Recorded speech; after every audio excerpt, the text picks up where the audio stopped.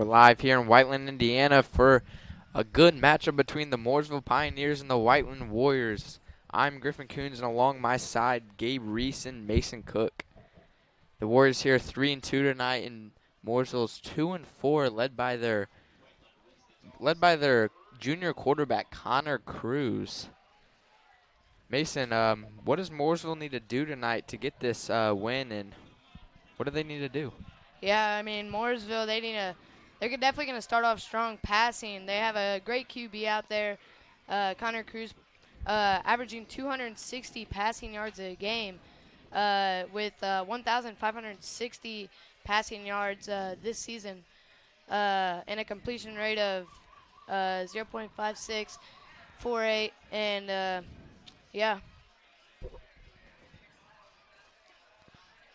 Now, Gabe, what do the Warriors need to do to get done to get a win tonight and get this night over for them? You know, as Mason was saying, Mooresville's going to go on a heavy pass attack, and we've seen this Whiteland secondary get better and better as the season's gone on, so this is definitely going to be a big test for them. I think we look for them to try to, prevent it, because they're going to get what they want to get, but we just have to make sure that doesn't beat us and let their run game beat us, which is definitely not as strong as the Warriors. And as the Warriors, they just look to run the ball and do what they do best, and maybe see if Ollie can get out of the pocket and scramble or pass just to try to shake up the game. But I think that's what Whiteland needs to do. Yeah, Ollie Taylor recently has been pretty good. He's just got to keep the turnovers down. I mean, other than that, he's played pretty good as of late. The Warriors are set to kick off on the 40-yard line.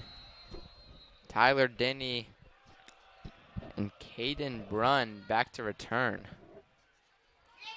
Chopped it a little bit. Muffed. And he has a green grass ahead of him. Gets to the 40-yard line, drugged down by Abraham Gonzalez. And we're going to see the Warriors defense here for the first time tonight. The young secondary led by Jake Clemmy and Eli Taylor. Yeah, that was a great great save by Abraham Gonzalez. I mean, he's been a great defensive end, rushing a lot this season, and a great player for the Warriors. Yeah, I mean, right here, the Warriors know what Mooresville wants to do, so I feel like they have to kind of limit that here because they don't want to let them get into rhythm, but also not great field position either. The new addition on the DN, Javon Denson Posey, is actually starting here tonight. Cruz rolls out to his right. Completion is good to Tyler Denny. They're going to call him for a late hit there. Yeah, and there's going to be a late hit. That's going to be on Blake Riddle. Yeah, one of the key things that the Warriors have to do tonight is keep the penalties down. That's been a factor that's been holding them back these last few games, and they got to keep those flags down. Yeah, they were pretty solid about that at the start of the season, but they've kind of drifted off a little bit, and I understand that as the season's pretty long, but you know they just have to make sure to watch the ball and.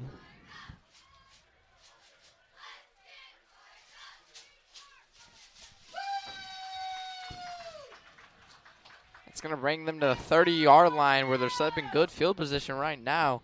Cruz by himself looks left, and he's got Brunn, and he beats Eli Taylor. Going to pick up the first down, and a good start to the drive so far. Yeah, look for Caden Brunn to definitely get a lot of targets this game. He's leading their team in yards and receptions, I believe. Yeah, he has 6 touchdowns this season, too. So definitely a big X factor in this game for Mooresville. Bodie Beasley, Gannon Prosser, and Jorney Thompson on the left side as they're in trips. Quentin Gunner, the junior receiver, lined up in the backfield. And Cruz to rush, and nothing going for him there. Brought down by a swarm of Warriors. Yeah, that was Tyler Denny to get the snap there.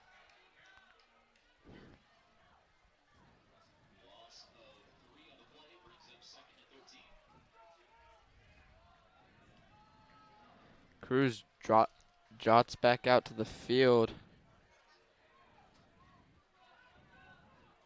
Denny lined up as the H-back.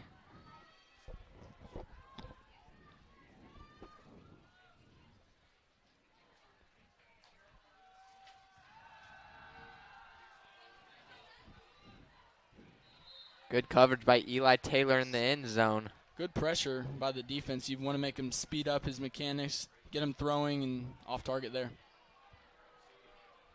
Yeah, that was a pretty good coverage by Eli Taylor there. He's been a great receiver for the Warriors lately these past few games, and a key player on their offense and defense. I think he's their number one receiver, right? Yeah. Yeah, Eli's there he'll be lined up out there a lot, mostly used for blocking purposes, but when Eli Taylor gets in there, they want to throw him the ball. Brownlee in the backfield. Snap is muffed, and Aiden Schaefer back there to. It's going to bring up 4th and 13.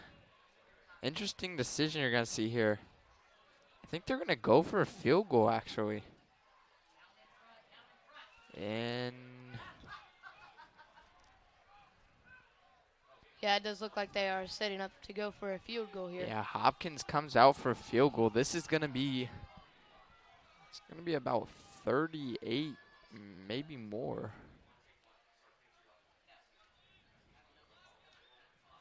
It's up. And the kick is off the goalpost, but it's good.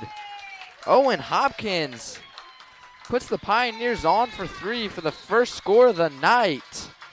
That was a great kick by number 49 Hopkins there. Yeah, 9:38 left to go in the first quarter. The Pioneers get their first lead of the night, 3-0 as a fast drive. We'll take a break here on Whiteland Beat Sports Network.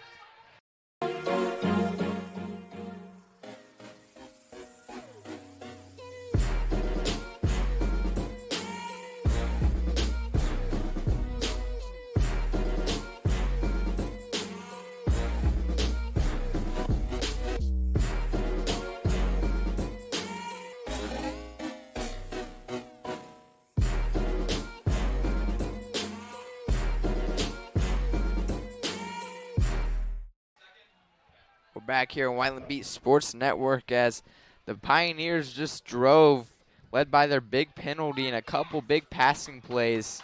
And 3-0, they get that field goal off the crossbar. Yeah, and if you're Mooresville, I understand what he was doing there because you were backed up, like you were 4th and 13, not a good chance to convert a touchdown. But also you want to get points on the board to get the game going and get some energy in your team. Colton shipped the return and not very fast. Gets brought down about the 17-yard line. Didn't look like he was moving very fast there.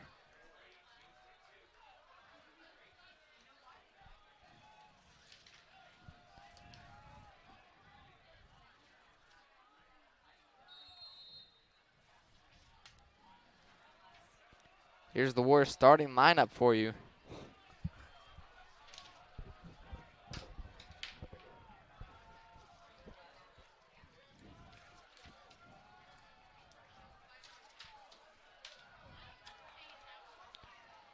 Five down linemen, four up, only one corner.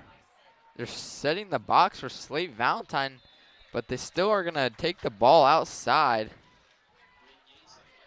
Braden Yates doesn't get much there.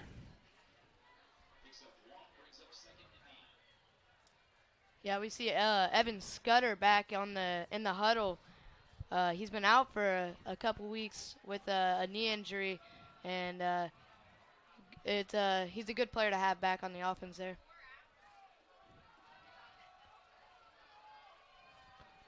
Eli Taylor, the starting receiver tonight, as we normally would see it. Eli's there, but tonight's going to be Eli Taylor. And Tyree Nolan to the right side, but there's going to be laundry on the field. It's going to be encroachment, I think.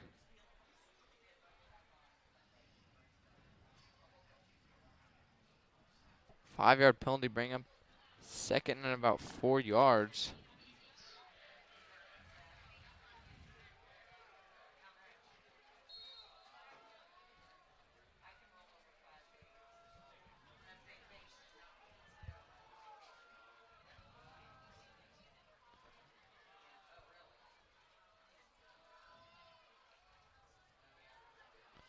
Tyree Nolan cuts it up and he's going to get enough for the first down.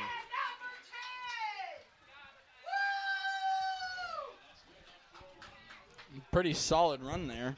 I mean, we've seen him several times this year, and he's been pretty solid for the Warriors. But I'd look for him to keep getting some more carries to take the load off Slate Valentine. Yeah, and I think you're gonna see a lot from Darren Fisher tonight.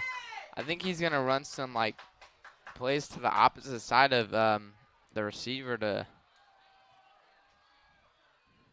As you said just now. Still went to the side of the receiver, but Slate Valentine gets that one on a sweep out of the backfield.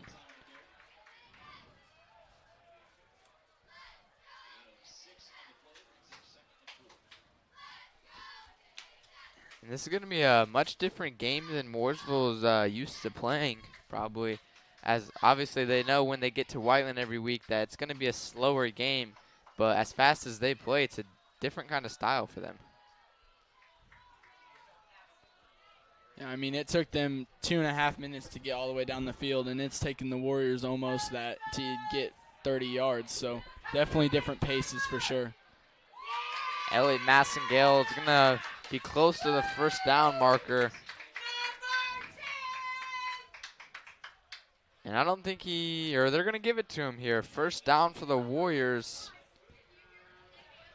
Yeah, the Warriors might be slow, but they really find a way to drive down the field, and they got to find a way to bounce back after that field goal. And so far, they've only ran outside, which normally you're going to see Slate Valentine get many carries a game, but as Mooresville stack in the box, it's whatever Darren Fisher thinks they can do to. Slate Valentine gets his first carry up the middle. It's going to be brought down for about a gain of 3.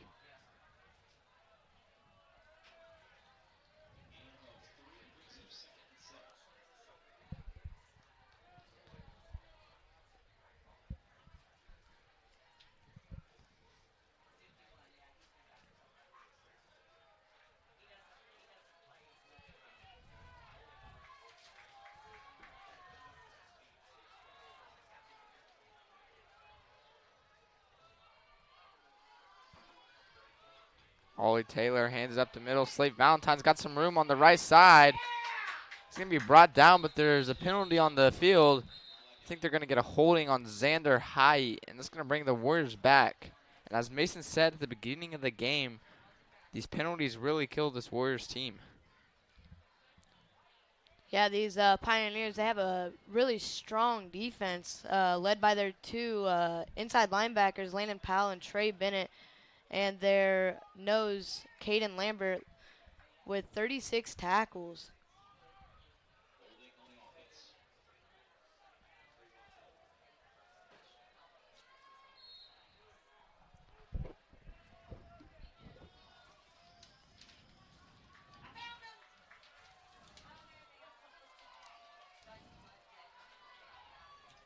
Tyree Nolan in motion. It's going to be a false start on the Warriors. Evan Scudder, the guy who just got back from an injury, jumps, which would have been on Mooresville. So far, the penalties for the Warriors have not looked great, as Mason said at the beginning of the game. But, we'll just have to see. Definitely Coach Fisher's going to coach them up in the locker room and make sure they watch the ball. But they just have to work through it.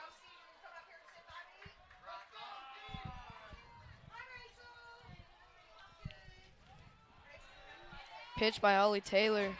Jordan Palmer brought to the outside.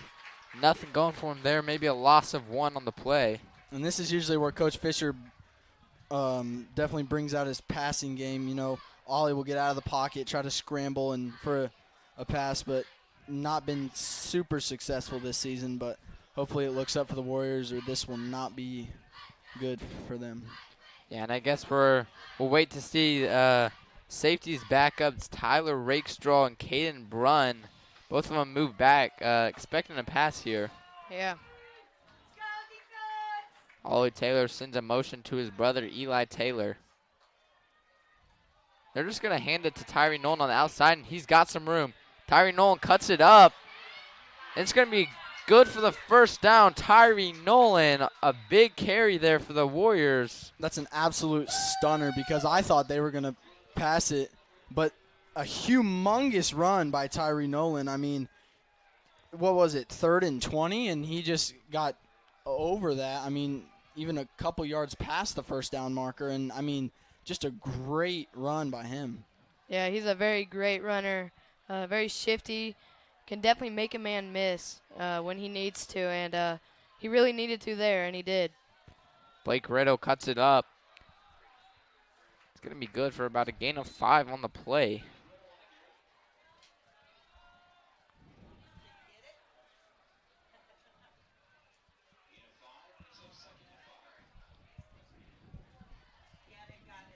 Hopefully that little spark in the Warriors and see what they have.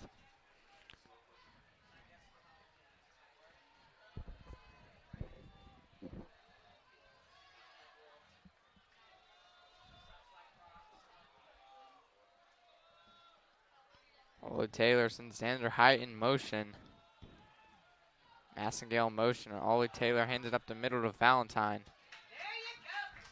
Got down for about a gain of 2 or 3 on the play. It's going to bring up 3rd and short.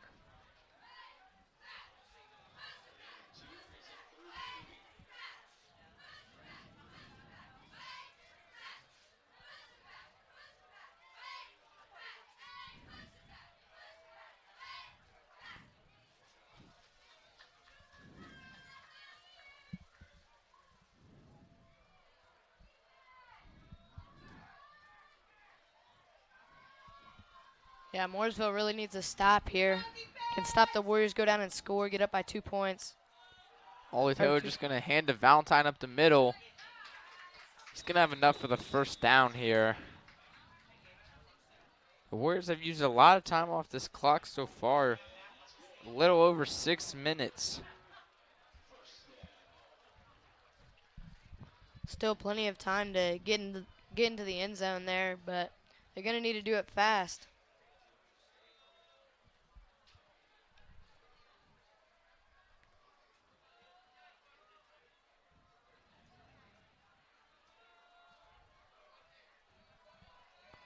Tyree Nolan on the right side. Ollie Taylor just going to hand to Valentine up the middle. Makes a couple people miss. He's going to get about 7 on the play there. Brought down by Tyler Denny.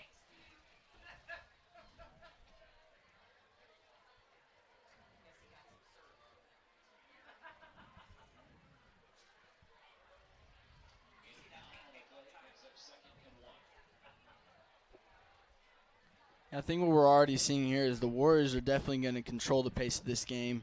I mean, like I had said earlier, this is a way longer drive compared to Mooresville's, and I think this is going to be what changes the game a lot because Mooresville can't do anything to stop it. Going to get a false start here.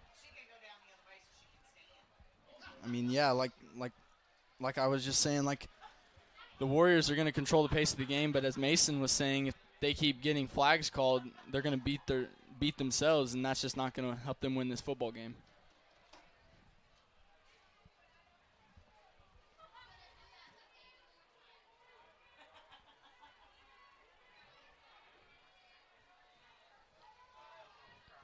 Ollie Taylor breaks the huddle. It's about 2nd and 6 right now. Sends Tyree Nolan in motion. They're just going to give it to Valentine again. Valentine is going to be close to the first down. I think he might just be a little short here.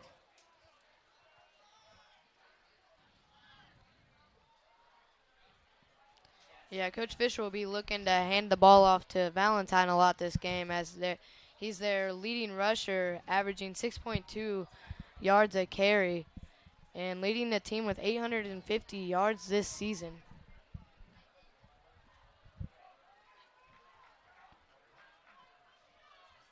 Ollie Taylor gets to the line.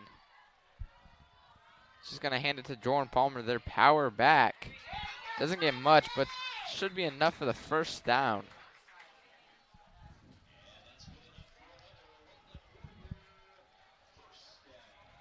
Anytime you're in close range to a first down like that, you're going to see Palmer line up a lot in the backfield and try to get those extra yards to get that first down.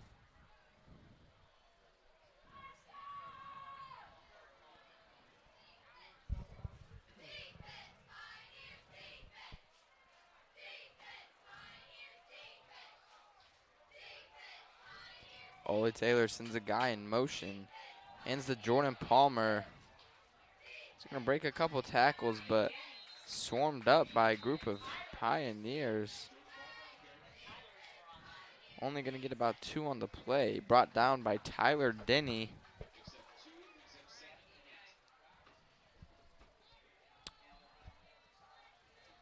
I think the Warriors are going to take the quarter here.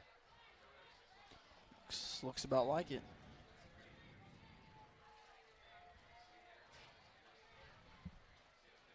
That's just what they're going to do. 3-0 at the end of the first quarter as the Pioneers lead the Warriors. We'll be back here on Whiteland Beat Sports Network. Have an opportunity to do something special, and I want to be part of it. That's a sacred moment for the basketball. Lob it up, throw it down. We have a dream as an organization to be an NBA championship organization. People are going to find out about the Pacers.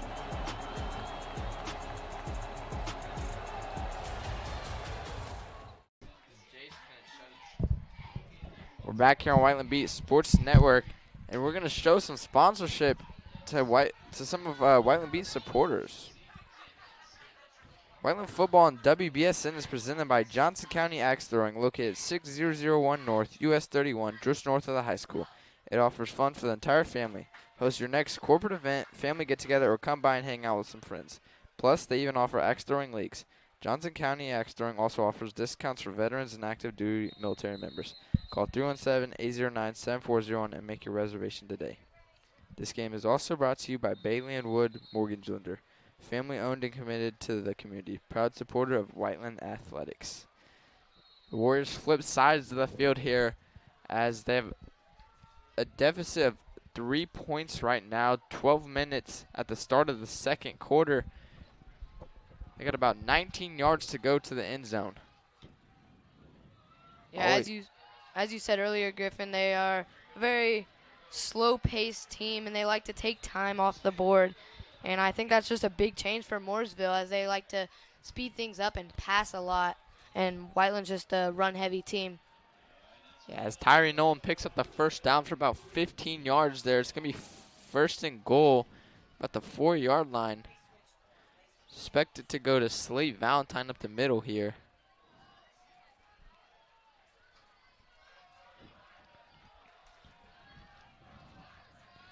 Massengale in motion. They're going to hand it to him actually in a wide open lane. Touchdown Warriors. They get their first points of the night. It's going to be 6-3 before the extra point. Yeah, we haven't seen Darren Fisher use his sweep motion as much this year, but we're definitely seeing an increase in it as we move throughout the season. We've seen it a lot tonight already. Yeah, we don't really have the team that's meant for running sweep a lot. I mean, besides Tyree Nolan, I mean, there's not much there at that position. So you see a lot of carries to Valentine, but when a team gives you that's what you're going to do. Noah Pope's extra point is good.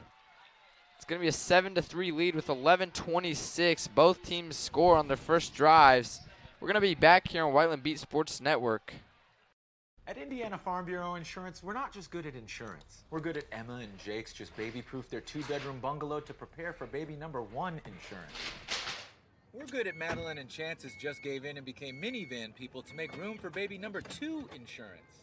And we're good at Gabby and Nate's just moved to a house with a bigger backyard to welcome fur baby number 3 insurance.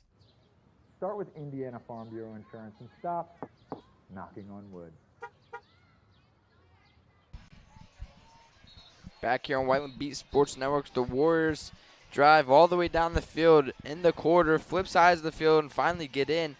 Big drive led by Tyree Nolan, actually. Big part of that drive. And now we're going to see Mooresville's offense come back out after this kickoff. And Connor Cruz, a good first drive. Also, the Warriors killed themselves a little bit with the penalties, but should be a good one here. Pooch kick to the right side, and he's got room ahead of him. Jordan Palmer gets the tackle, but not until the 45-yard line. A big return right there by Quentin Gunter. And normally he's a receiver for this team, but he's normally a red zone receiver for this team, I should say. And he gets a lot of red zone targets, but he can do a lot on kickoff. He has a lot of talent and speed on him. Yeah, that was a great return there by Mooresville, and that gave them really good field position here to start their second drive. Yeah, a lot of that too, as well as his speed, but the blocking there was really good. Hitting the men up front and kind of making a way for him to get those extra yardages until he was taken down by Jordan Palmer. Kenan Brownlee gets the carry here. Not much going for him. Jordan Palmer. Yeah, I don't think we'll see much of the rushing game from Mooresville. They have 513 rushing yards this year compared to Whiteland's 1,500.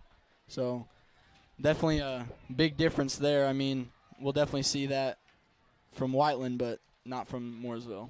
Yeah, Whiteland's running back, though, Slade Valentine, been doing really good this year. He's in contention for Mr. Football in Indiana. So Tyler Denny gets the carry to the outside. Nothing going from there. Ian Lewis on the tackle.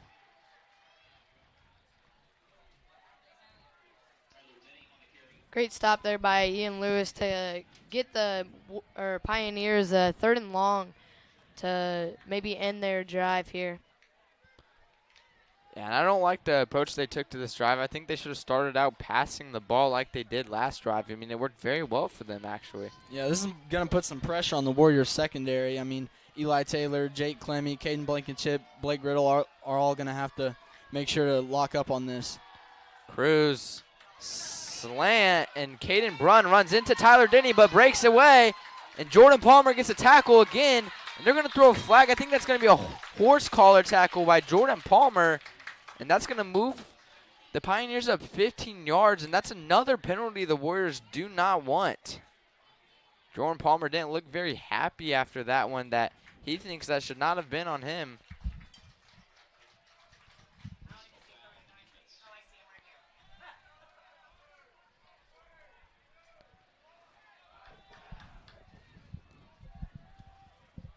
Very impressive, though, the receiver able to get so many yards after the catch, especially being hit multiple times. And Andrew Cochran comes in for the Warriors. Yeah, that is a rare sighting there. That's a sophomore. Only has a few minutes of playing time here, so. And what they did here was they moved Jonah Upchurch back to safety and brought Andrew Cochran in to play outside linebacker. False start on the Pioneers. And now Xander Height comes in the game looking to take Andrew Cochran's spot. So Andrew Cochran doesn't actually get a snap but comes in for a minute. Yeah, we've seen only one sophomore, I think, this year, Braden Yates, really get any meaningful snaps. But I think we'll definitely see more sophomores get some carries for more experience, but we'll definitely see this sophomore class get a lot of carries and snaps next year.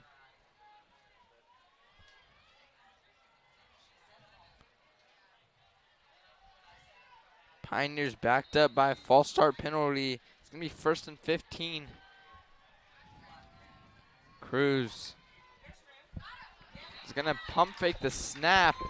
And right now it's going to be an encroachment is what the refs are saying.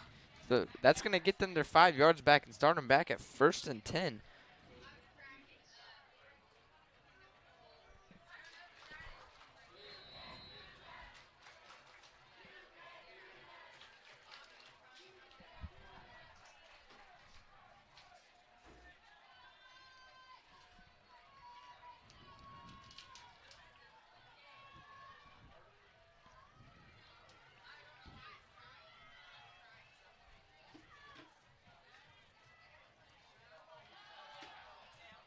Pass right side to Denny, and he can't hold on to it.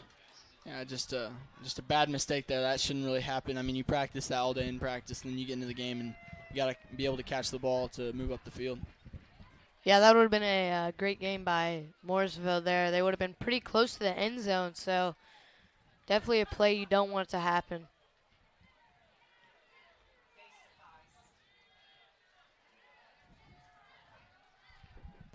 Now it's 2nd and 10. I think you're going to have to force Cruz to pass the ball at this point. And he's going to drop back, and they're going to run a halfback draw play. Not a bad play call, but only gets about 4 on the play. It's going to bring up about 3rd and 6 here. Yeah, the Warriors majorly need to stop right here.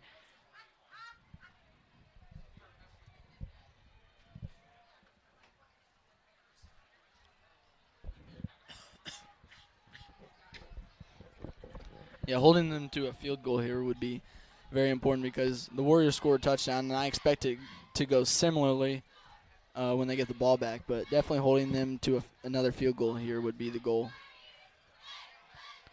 Cruz, 3 to his left side. He rolls that way.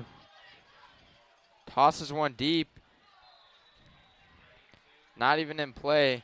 It's going to bring up 4th down for the Pioneers. Now they have a decision to make.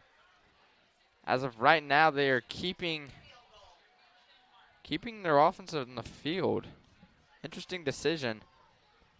Yeah, like Gabe said here, limiting the Pioneers to scoring would be a great thing for the Warriors. Going into halftime, leading would boost their confidence a little bit, maybe get them rolling in the second half to maybe come out with a victory tonight. Run to Cruz's right side, and on the left side you have Trey Bennett. And Pioneers are going to take a timeout. 8:45 left here to go. The Warriors have a 7-3 lead, and we'll be back here on Whiteland Beat Sports Network. Have an opportunity to do something special, and I want to be part of it. That's a sacred moment. The basketball. Lob it up, throw it down! We have a dream as an organization to be an NBA championship organization. People are going to find out about the Pacers.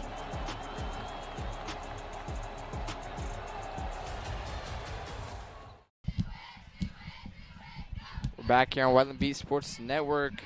The Warriors 7-3 lead, and the Pioneers have a decision to make here on whether they want to go for it. And right now their offense is still huddled up on the field. Yeah, I just don't really understand that here because I think you do take the points, but also that could be pretty detrimental to this game because if they don't get the touchdown, the Warriors are going to go back and drain a lot of clock and get a touchdown and most likely go up 14-3 at the half. Either way, if you did kick the field goal here, you could go for 2 on your next drive if you score the touchdown. They're going to go for it, though. Cruz, 3 to his left side, drops back to pass. And 1 in the end zone, and overthrown. And the red zone target I talked about earlier, Quentin Gunter, was overthrown. So a big miss by the Pioneers. Yeah, that was pretty lucky for the Warriors there. He was pretty wide open. Yeah, he was very open. Got pretty lucky that the quarterback, Cruz, overthrew him there. But really good. Turned out pretty good for the Warriors here. Now they can drive down the field and hopefully go up by 2 scores for halftime. And you can see this Mooresville defense pressuring up on Whiteland a lot, expecting the run. Yates to the right side. Got some room. Gonna get a good pickup. Yeah, just what Mooresville expected there. A run there, sweeper up the middle, and Whiteland with the sweep, and they got a great gain to pick up 2nd down. Yeah, those blocks there led by Jason Branscombe and Kane Fleming had 2 guys pancaked after the play.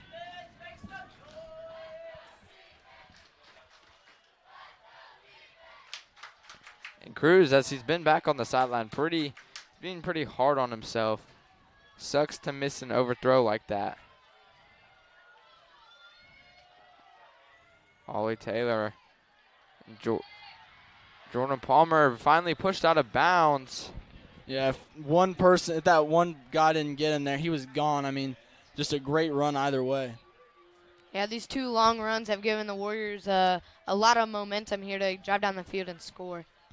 I do think you kind of have to put a little break on it here because, I mean, we got 8 minutes left. I think you want to drain the clock as much as you can and get a touchdown right before the half ends to make sure Mooresville can't come down and get a score. Yeah, that's what the Warriors are good at, draining the clock when they need to, so I think they're going to go back to that. Taylor pitches to the left side to Palmer. Ankle bite tackle. Tyler Rakestraw gets a tackle.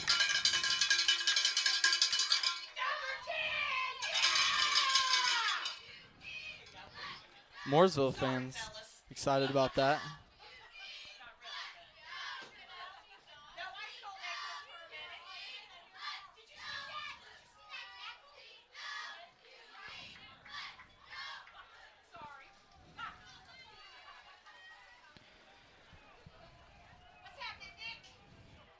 Taylor hands it to the right side, and Nolan cuts it up. Nothing going for him there. And Jonah McIntosh misses a block. Yeah, these blocks are crucial when you really need to go down and score. These the offensive line really needs to step up and get these crucial blocks. And that's Trey Bennett. And Trey Bennett, one of the bigger parts of this defense. It's going to bring up a 3rd and 8 here, and we might just see Ollie Taylor's first pass of the night. Yeah, I think it'd be something Mooresville's not expecting, so I think that's a good option for Coach Fisher. But I don't know if that's going to happen as Eli Zare's in at receiver. And they're not gonna. They're going to give it to Braden Yates to the right side. Still going. Pushed out of bounds, but there's some laundry on the field, and that's going to bring the Warriors back on a holding penalty.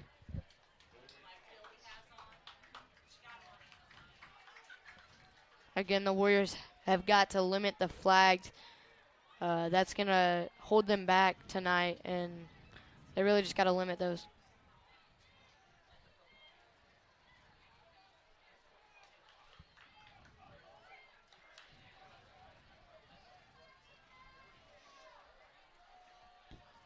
It's going to move them back a lot, actually. That's going to make it 3rd and 18.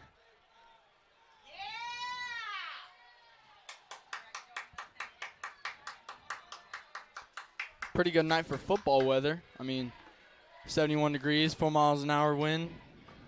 Pretty good conditions. And Eli Taylor at receiver. Now we might actually see Ollie Taylor's first pass tonight. Sends Massengale in motion, and nope. Gives it to Valentine. A terrible play call right there, if I'm going to be brutally honest. A terrible play call. Yeah, we were definitely expecting a pass there from the Warriors as it was 3rd and long. And now we're definitely going to see a punt here by the Warriors, and that is not what we were expecting by the Warriors. Yeah, I mean, on 3rd and almost 20, you have to pass. I mean, they got, I don't want to say lucky, but they kind of did on that Tyree Nolan run earlier in the game. They got about 25 yards when they were about 3rd and 20, but not what you want to see there, especially when you're this far back in your own territory. That's Colton Ship. And he's going to punt it. Not going to get much there. Just about 30 yards, if that, on the punt. Really good field position for Mooresville. 5:46 left to go. Mooresville's offense will take over when we will be back. At Indiana Farm Bureau Insurance, we're not just good at insurance. We're good at Emma and Jake's just baby-proof their 2-bedroom bungalow to prepare for baby number 1 insurance. We're good at Madeline and Chance's just gave in and became minivan people to make room for baby number 2 insurance. And we're good at Gabby and Nate's just moved to a house with a bigger backyard to welcome fur baby number 3 insurance. Start with Indiana Farm Bureau Insurance and stop knocking on wood. We're back here on Whiteland Beat. Cruz just hand the ball off. Good gain on the play. It's going to be Keenan Brownlee.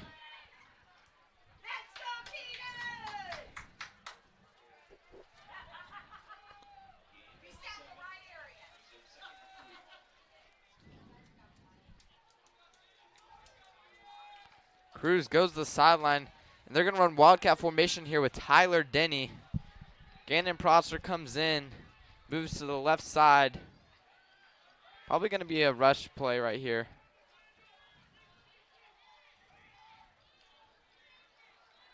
And he's going to fake it, and he's just going to run up the middle.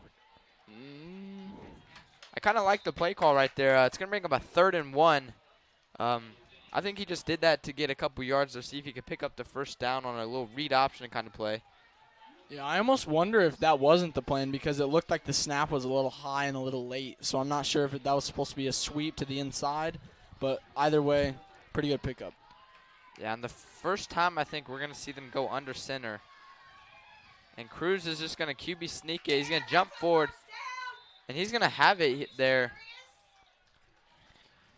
It's going to be close there. And Connor Cruz, a big body frame actually. And they're not going to get it there. It's going to be 4th and inches here. Oh. And they're going to have it actually. Cruz picks it up with his legs. Refs couldn't really make up their mind there, but once they reconvened, they finally got it right.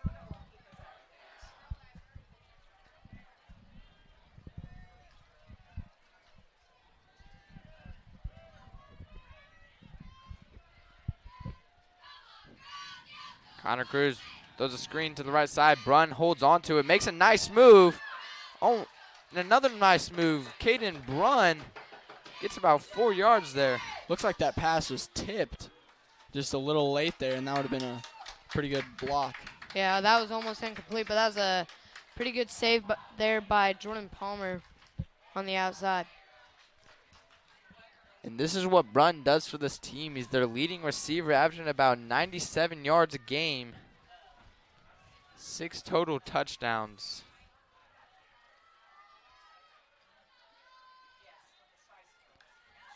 Cruz gonna put it in a guy's stomach, fake it, and they're gonna give it to Brunn. He's gonna get to the outside. I think that was the same play we saw a minute ago. Little 5-yard hitch there by Brunn. Good play call there. They're just looking to get the first down. 3:17 left, so the Pioneers are trying to move a little bit. And right now it would be nice to have that field goal back from earlier.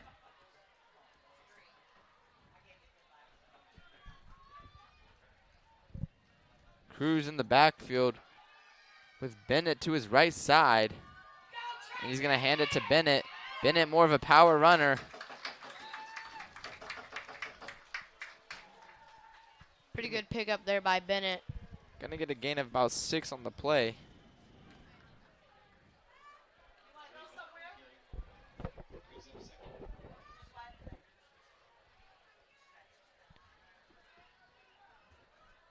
Cruz with Brownlee on his right side. 3 to his left, 1 to the right. He's going to drop back to pass. Rolls to his right side. Throws a little wheel route, but not very accurate there. It's going to be thrown out of bounds. Couldn't really tell if he was throwing it away there or just overthrew it, but I'm not really sure there. Either way, good for the Warriors. Yeah. Cruz was definitely looking for his running back, Keenan Brownlee, there on the wheel route. Just overthrew him, couldn't get it.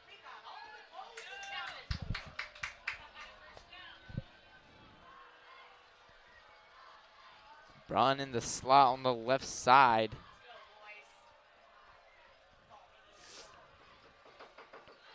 It's going to fake right, and it's batted down by Abraham Gonzalez. We've seen him in the backfield so much this season. Not quite showed up on the stat sheets in terms of sacks and other defensive statistics, but definitely a presence there that if you've been watching these games, you can see him in the backfield all the time, causing disruptions and making the quarterback miss. Yeah, and Abraham Gonzalez, time after time again, has been in the backfield knocking down balls. Now it's 4th down with about 4 to go here. 11 on the play clock. Gonzalez leading the team with QB hurries with 8 on the season. And I think they're going to call a timeout. Might be bringing the kicker out or just calling the timeout. Seems like a little extra energy from the Warriors after that play. And, I mean, if you're Mooresville, I mean, you were in a similar situation like this a minute ago. Not a minute ago, but earlier in this game. And I think you have to learn from that, and I think they are going to kick it, but I guess we'll see because you don't want to mess up on a touchdown here or even, the first down still because last one was first and goal, but we'll just have to see. Yeah, and we're going to start some sponsorship here. Whiteland Football and WBSN is presented by Johnson County Axe Throwing, located at 6001 North US 31, just north of the high school. It offers fun for the entire family. Host your next corporate event, family get-together, or come by and hang out with some friends. Plus, they even offer axe throwing leagues. Johnson County Axe Throwing also offers discounts for veterans and active duty military members. Call 317-809-7401 and make your reservation today. We're also sponsored by Bailey & Wood Mortgage Lender. Family owned and committed to the community. Proud supporter of Whiteland Athletics.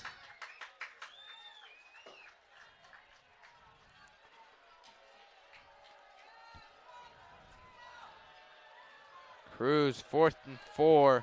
Denny to his left side, 3 to his left side also. And they're just going to hand it to Denny.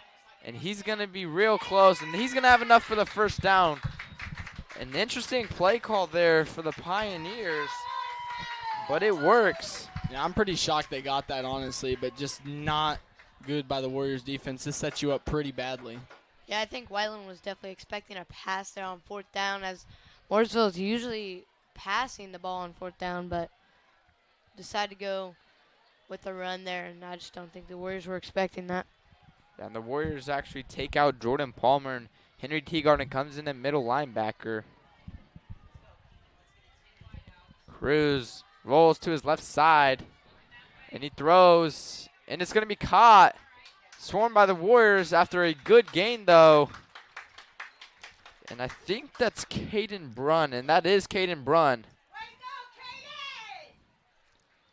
Yeah, they've ran that formation 3 or 4 times in a row. It seems to have multiple options that they can run. I'm not really sure how that all works, but definitely confusing the Warriors here because they're expecting multiple things to come from one formation.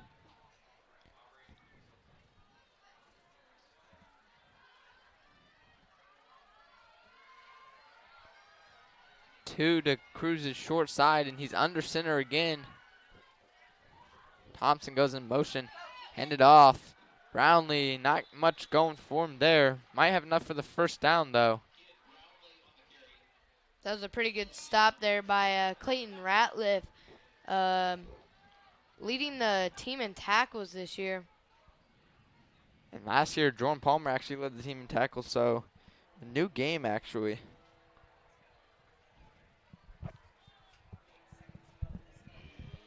Yeah, Clayton with 44 tackles this season, almost doubling the person in second.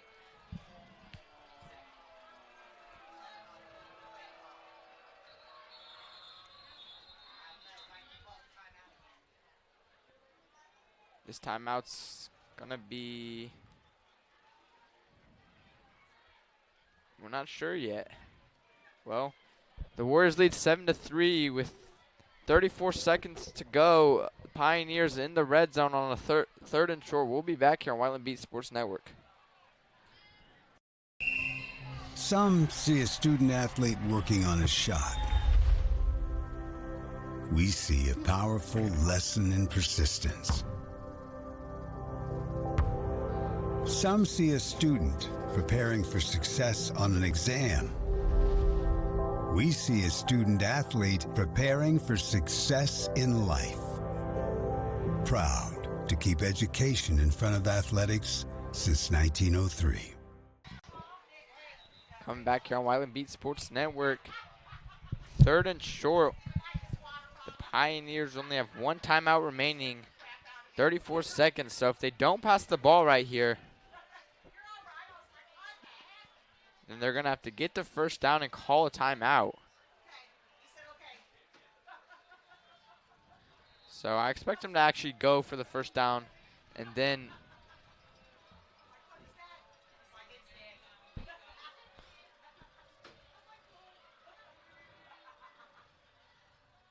own a fake. Got a man open. Touchdown, Pioneers. We've seen a similar play like that the Warriors run when they're in goal line situations, and they'll have Ollie lining up and then Blake Riddle lining up, and it's either a pass or a scramble in for the QB. But we've definitely seen that before, and it seems to work both ways as Mooresville gets a touchdown there. Yeah, and that was Tyler Montgomery on the touchdown. And now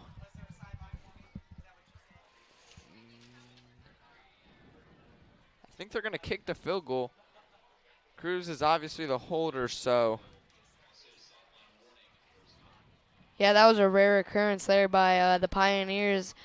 Tyler Montgomery isn't big in the passing game this year with only 2 receiving yards, but that touchdown will give him another touchdown. Yeah, and actually, I don't think. Oh, they are going to bring the kicker out. So Owen Hopkins is going to come back out. Cruz is obviously the holder, like I just said. And this will put them up 3 before the half, and not a game the Warriors were expecting to be not winning. Like the Warriors came in expecting to be able to beat this team pretty easily, and high hopes didn't work for them. So the Warriors are going to jump off sides. It's only going to move them up about 1 yard. It'll be half the distance to the goal. But the coach could make a new decision here if he really wants to. Yeah, it looks like the Cruz is going to come back out into the oh, he's the holder.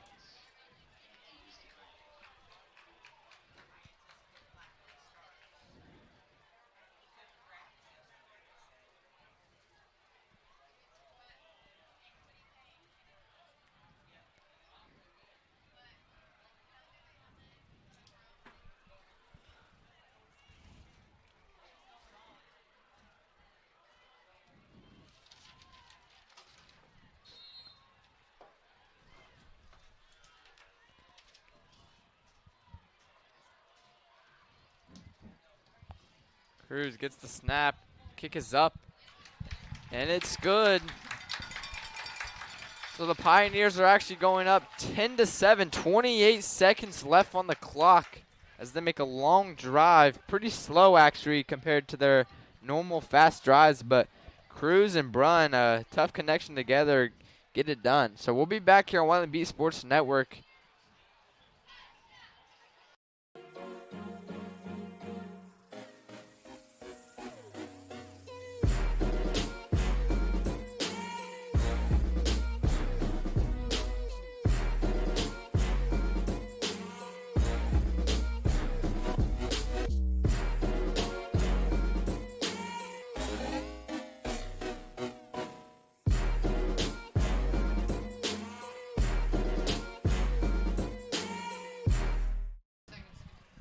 And we're back here on Whiteland Beat Sports Network after that long drive, and now the Pioneers are set to kick off.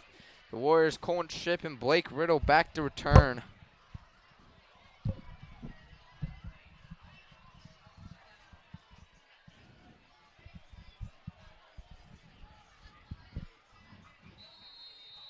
Yeah, the Warriors are going to have to move fast here if they're looking to score.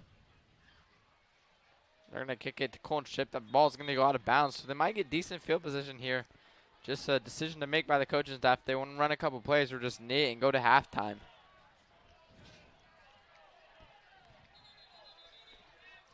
I mean, I think either is a good option, but we do have to remember the Warriors get the ball back here, so if they can even go down and try to get a field goal, that would be nice, and then come back tied and get the ball back, but we'll just have to see. So the Warriors are going to make them back up, actually, and re-kick the ball here.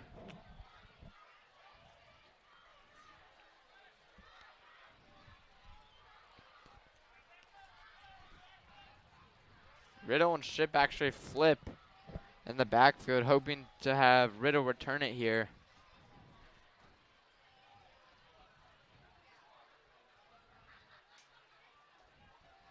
Yeah, the Pioneers might be trying to take advantage of the Warriors freshman returner here, and looks like they're going to take him out and put in Valentine. Yeah, they're hoping to get a big return here, actually.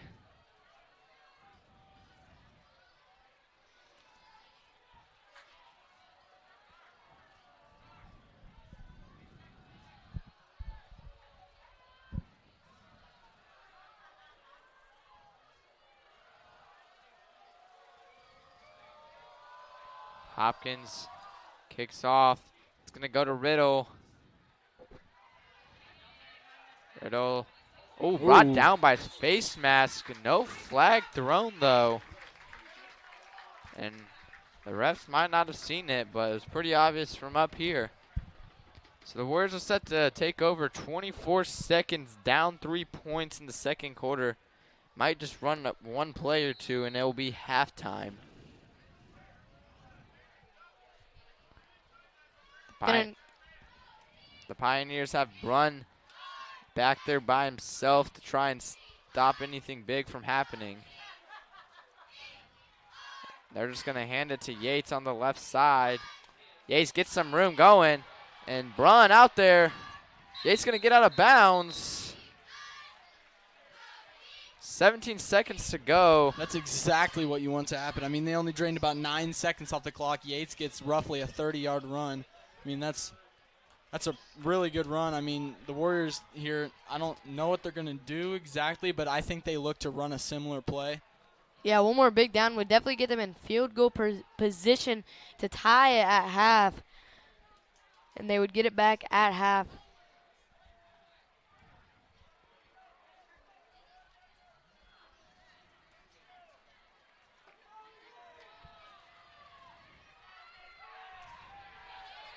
Ollie Taylor, seam roll to right side, first time tonight. Payne Williams tries to hurdle a man, and the Warriors need to call a timeout. The clock stopped already.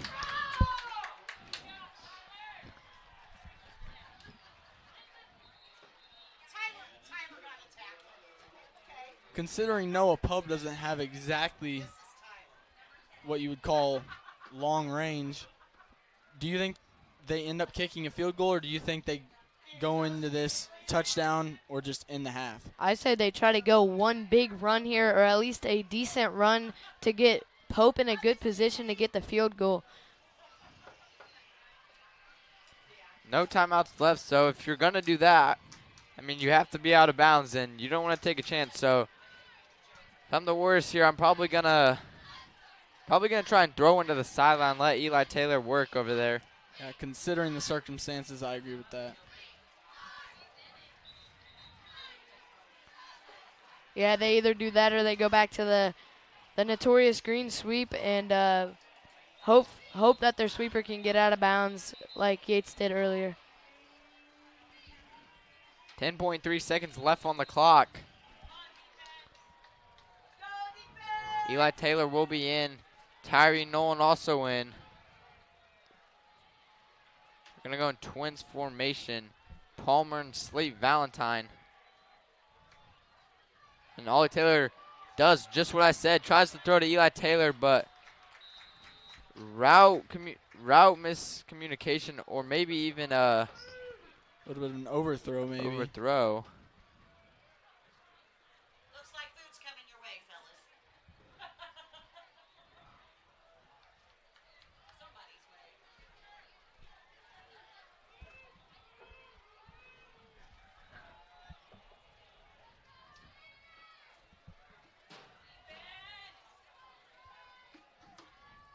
And Taylor under center, trying to throw another one. That time Eli Taylor, and overthrown again. 2.9 seconds left to go. It's third down. Yeah, looks like they're just going to attempt the field goal here, bringing out their long snapper, Andrew Cochran. And I don't think they're going to do that, actually. I think Ollie Taylor's going to stay in the game here.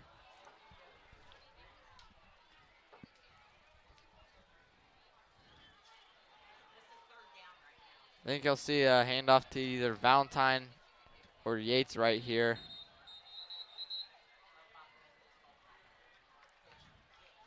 And a timeout, but we don't know who called it. Mooresville's timeout. 2.9 seconds left to go. The Warriors down 3. We'll be back here on Whiteland Beat Sports Network. I have an opportunity to do something special, and I want to be part of it. That's a shake of my The basketball. Lob it up. Yes. Throw it down. We have a dream as an organization to be an NBA championship organization. People are going to find out about the Pacers.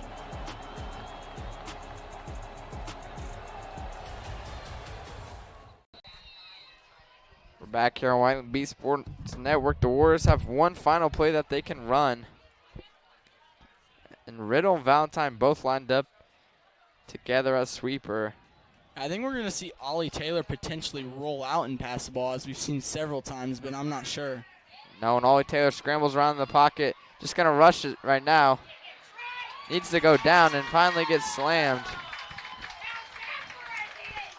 Yeah, the defense kind of broke down that play. That was a little unfortunate, but they'll have to come back in the second half with the ball and do better. Yeah, and that's Trey Bennett. And the Warriors will go to the locker room, coming back with the ball. We'll be back here on Whiteland Beat Sports Network as the Warriors are down 3 points. So we'll see you in a little bit.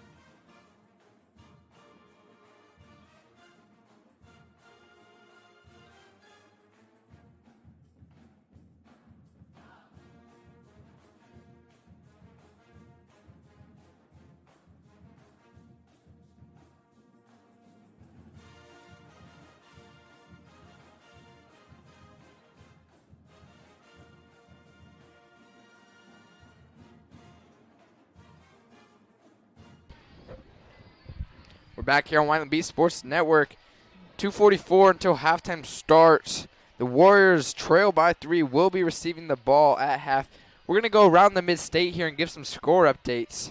Yeah, Greenwood in the Decatur game, Greenwood is up 31-0. Sorry, Decatur is up 31-0. Yeah, Decatur, not a big surprise, obviously, as Decatur's up 31-0, led by quarterback Bo Poulston, and obviously receivers Pharrell Carter, Casimir Hicks, and then running back Inpo Dodo.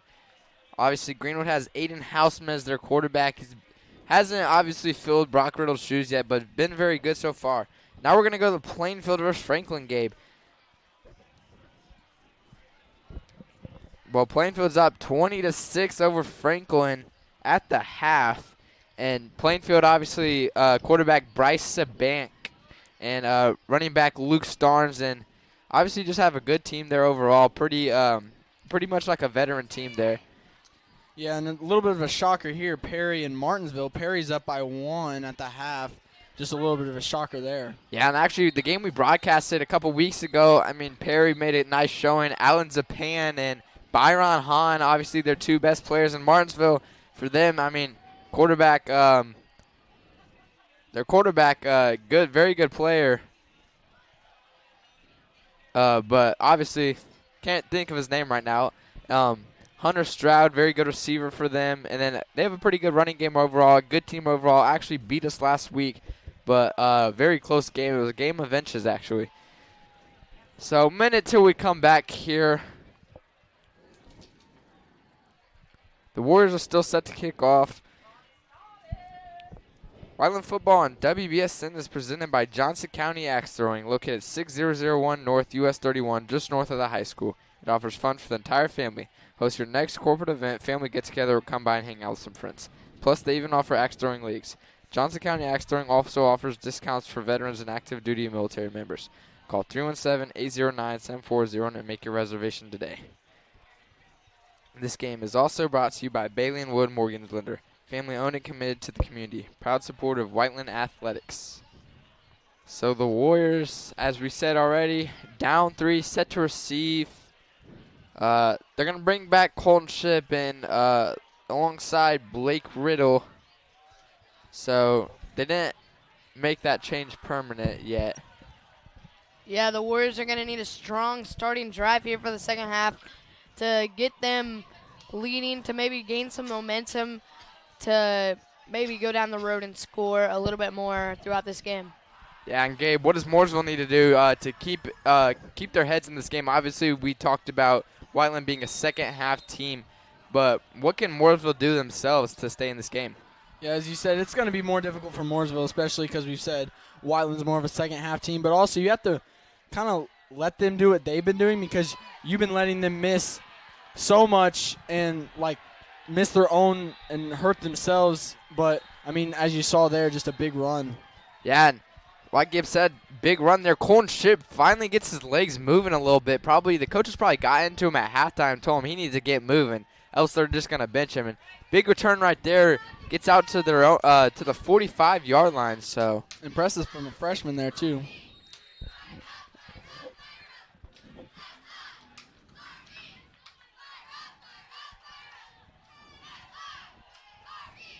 Yeah, they're tossed to Valentine, going up the middle.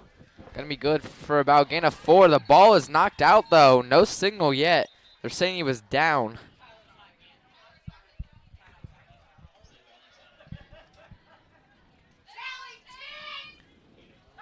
Yeah, again, if the Warriors want to come back this half, they're going to have to limit the turnovers and the flags. Last half, obviously, their problem was the penalties, but let's see if they can make a change this half.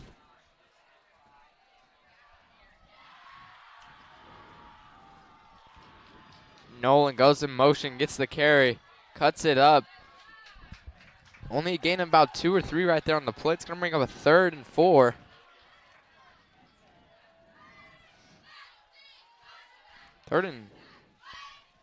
Says 3rd and 6 right now, but I don't think that's updated yet.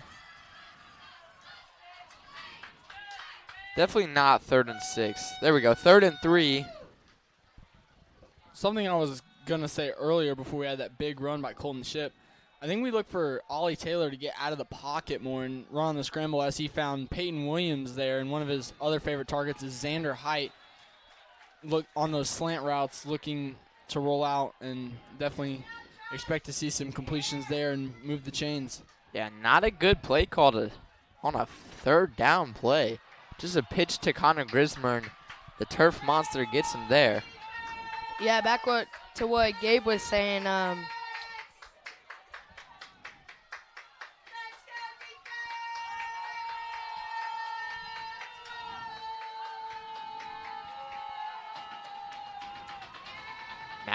Massengale in motion. And they're just going to hand it to Valentine on fourth down, and he stopped. A terrible play call again by Darren Fisher. Yeah, I don't really understand that because, I mean, you're 5 yards behind the line, behind your first down line, and just a surprising call there.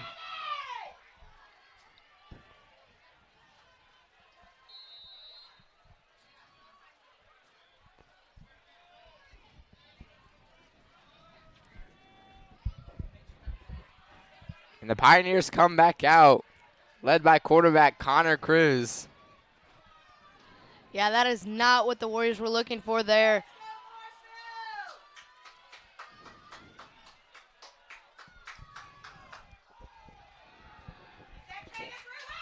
Yeah, and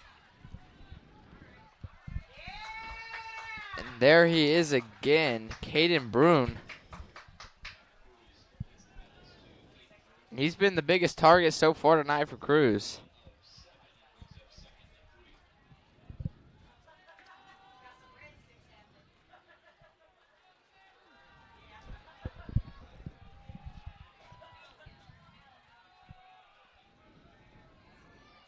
Yeah, Brune is definitely the top receiver with 580 receiving yards this year.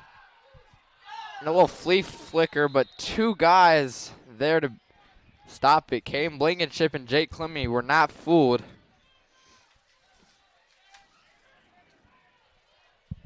That was some pretty good pass coverage there by Jake Clemmy. Definitely was not fooled by the reverses, and that could have been a big play for the Pioneers, but the Warriors were not fooled.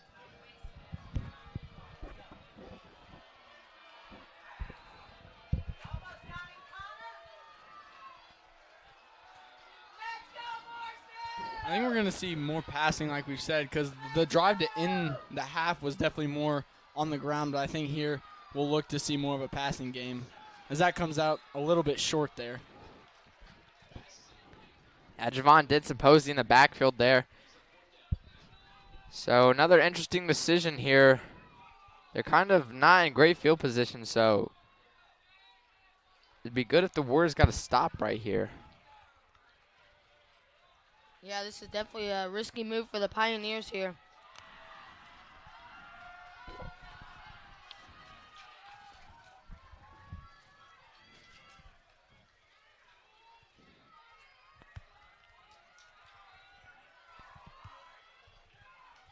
Cruz back to pass, puts it in his stomach. Nothing going, but he's got some room ahead of him, and he runs. It's going to be very close. I think he has the first down, though, and he does. Yeah, Cruz only 19 yards on 25 carries rushing. Has not very many for as many times as he's ran, but picks up the first down there and moves the chains.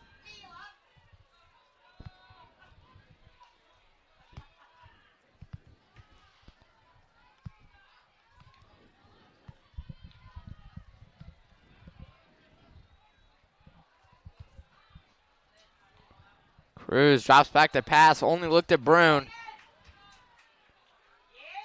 And Brune gets gained about 6 yards on play. And this is giving some flashbacks to the Decatur game where the receivers would just run these short routes and our corners are way too far back. Yeah, and I mean, those don't seem like much in the grand scheme of things, but those add up as the game goes on. And eventually your receiver has 200 yards off those little routes, especially yards after the catch are a big part too. If your defense can't stop it originally, then why not go away from that? And the Warriors have to limit that. Yeah, the Warriors' corners and safeties might have to step up a few yards if they keep if the Pioneers keep running these little hitches to try to stop them. Cruz fakes one. They're going to go deep. Has a man down there. Eli Taylor gets burnt. Touchdown. Caden Brune. Perfect placement by Cruz there on that ball. A beautiful pass.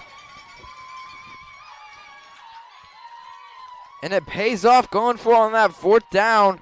And Brune, the biggest part of this team today.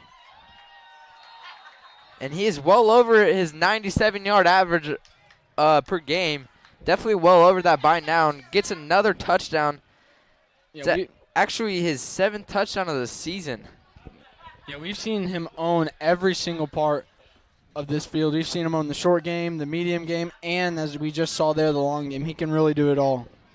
Yeah, he has been a key part of this offense tonight and done a tremendous amount for the Pioneers. Yeah, and the extra point is good by Owen Hopkins as the Pioneers now are up 2 scores with 7:43 left to go in the 3rd quarter. We'll be back here on Whiteland Beat Sports Network. At Indiana Farm Bureau Insurance, we're not just good at insurance. We're good at Emma and Jake's just baby-proof their 2-bedroom bungalow to prepare for baby number 1 insurance. We're good at Madeline and Chance's just gave in and became minivan people to make room for baby number 2 insurance. And we're good at Gabby and Nate's just moved to a house with a bigger backyard to welcome fur baby number 3 insurance. Start with Indiana Farm Bureau Insurance and stop knocking on wood. Back here on Whiteland Beat Sports Network as the Pioneers will go up 2 scores on that drive. Their 4th down conversion paid off for them there. Here's where it gets rough for the Warriors. See, we have 7:43 left on the clock for the 3rd, and they're down 10. And if they give the ball back up here, as I've stated a lot in previous games, momentum is a very key factor in games like these. And the Warriors are a second-half team, so if they can't perform up to their expectations they have, then it's not going to look good for them as the game winds down. Yeah, like Gabe said, the Warriors are a very strong second half team. So we're gonna see if they can bounce back. And Colton Ship, another big return, and they've only wanted to kick at him so far. Yeah, Colton Ship, the freshman, has really been proving himself tonight. Maybe had one bad kick return, but these last 2 have been very good.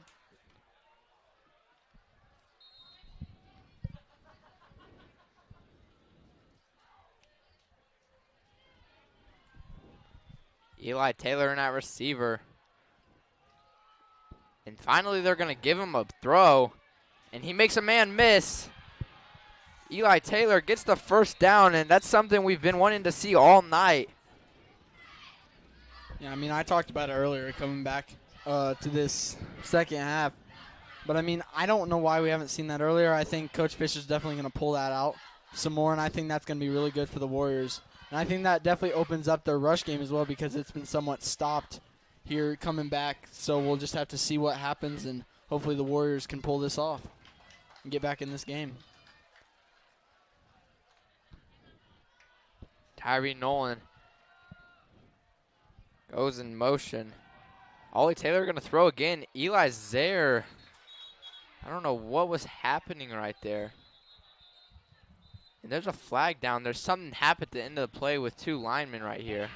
I think it's going to be an unnecessary roughness on Whiteland, so just a crucial penalty that they cannot have happening. Yeah, an unfortunate drop there by Zaire. I mean, he was wide open on that side of the field. Definitely not seeing that. Mooresville wasn't, but, you know, things like that happen. You just have to move on to the next play.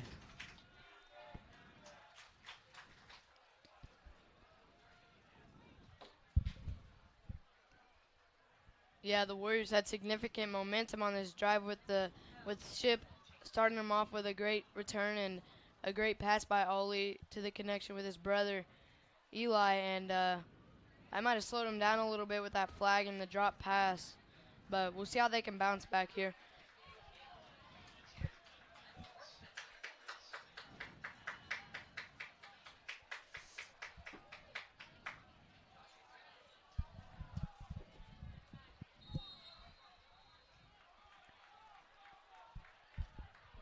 Ollie Taylor comes back to the huddle. 6:56 left to go in the third quarter. It's going to be second and 25, actually. And Taylor rolls to his right side. Has Xander height, but he wants to scramble. And Ollie Taylor goes out of bounds.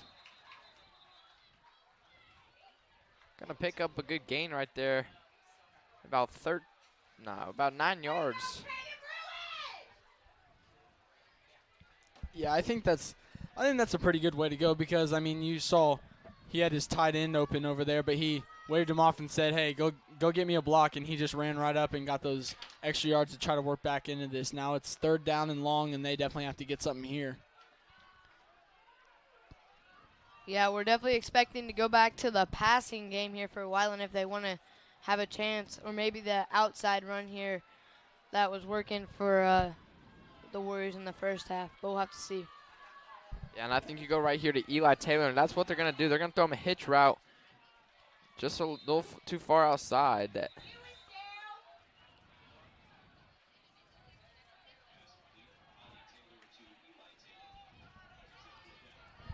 So it's going to bring about 4th and 11, and they're going to bring out the punting unit. Might see a fake here as Whiteland's kind of known for that. They like to fake punts. So I think Coltonship, with how well he's been returning these kicks as the last 2 times, I think they might give him a chance here. Yeah, we definitely wouldn't be surprised to see the fake punt as we saw against Perry or Franklin, I think, almost worked. So, and that's exactly what they do. And they're not going to get it.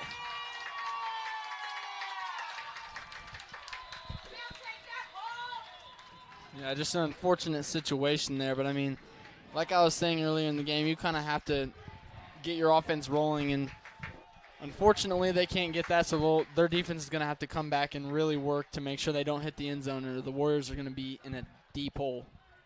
Yeah, the Warriors are going to need something really big here on the defensive side of the ball.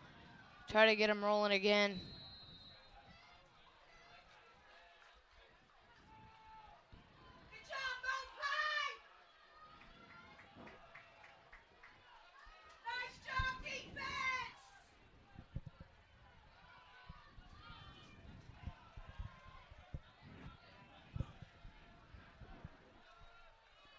Cruz. He's gonna keep it himself, actually. Not probably the best read.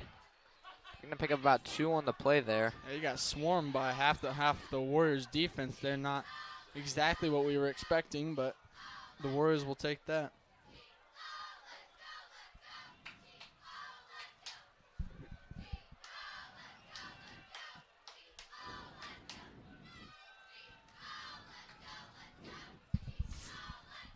Looks like the Warriors have number 30, Caden Lee, in the game at corner. Subbed in for Eli Taylor. Cruz gonna roll right. And Ian Lewis leaves his man just overthrown by Cruz right there. Intended for Journey Thompson. And although it was a little overthrown, I still feel like that was pretty good placement for being on the run. I mean, I feel like he kind of did miss that one a little bit, but just a little miscommunication there. Unfortunate for the Pioneers, but good for the Warriors. So it's 3rd and 8 here. We're probably expecting a pass from Cruz. He's looked good so far this half. He's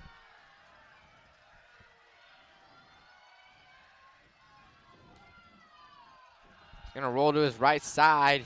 He's going to stop. And Javon Denson-Posey, a big sack on the play. Very crucial for the Warriors right there. That brings them, I want to say, almost 4th and 20, but they've done really good there. Yeah. And that was the big play I was talking about earlier that the Warriors defense needed. That might get them going again. Hopefully get a stop here and get a score. I would hope they're punting right here, but as of right now, it looks like they're going for it and trusting in their defense. Warriors seem to drop back Clayton Ratliff to hopefully stop a big play here. Yeah, and I'm not really shocked by this, even though it's 4th and 20. But we've seen their quarterback can pass. We know that, and they can throw the deep ball. Yeah, so their quarterback is a punter at the same time, so not a great punt at all, but it's going to go out of bounds around the 45-yard lines. The Warriors offense will take over.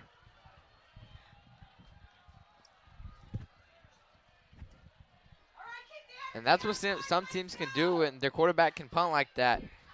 And coming in this game, Connor Cruz was listed as the punter, so I don't think there's any injuries happening. I guess he's just their punter. Yeah, I mean, we saw something similar to that back in that Perry game when the quarterback was both the punter and, well, the QB, obviously. But we saw something similar to that, but it was a pass on a failed punt, but it got called back, but very similar to what we saw there.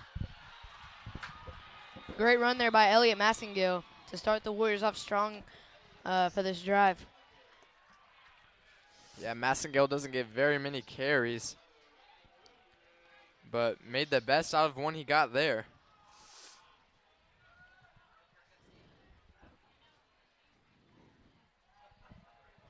Yeah, I mean, if you're the Warriors, you're just under 4 minutes. I think you have to score, but by the time this quarter ends, but we'll just have to see here because it's going to be a tight game regardless.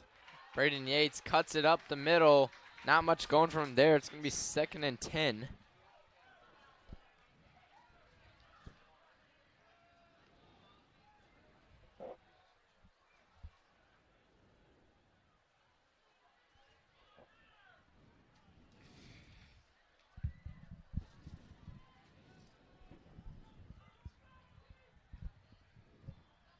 Ollie Taylor and the Warriors break the huddle.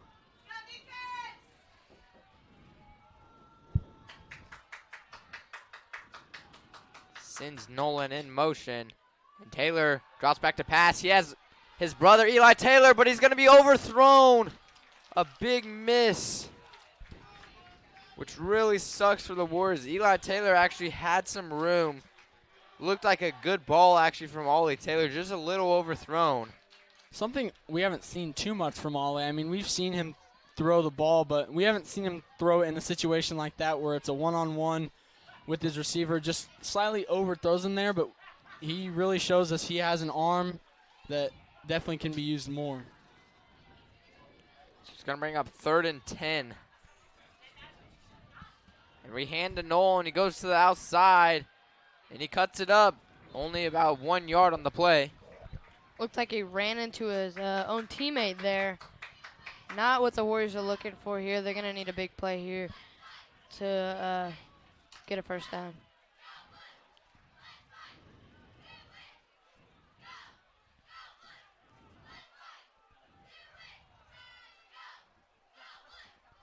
Looks like they're bringing out the punt team again. New punter on the field, 84, Xander Height. See what he brings to the table. And Xander Height probably wouldn't be faking a punt at all. So they actually punt it. Mooresville is going to be brought down around the 20-yard line.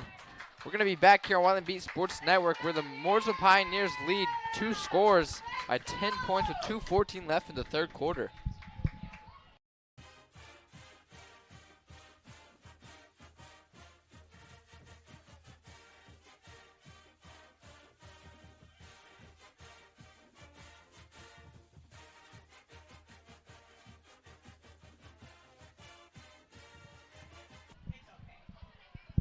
Back here on Whiteland Beat Sports Network, the Warriors down 2 scores, 2:14 left to go. Yeah, the Warriors' defense seems to be working, but they're going to have to figure it out on offense. Ran up the middle. I think that's Keenan Brownlee.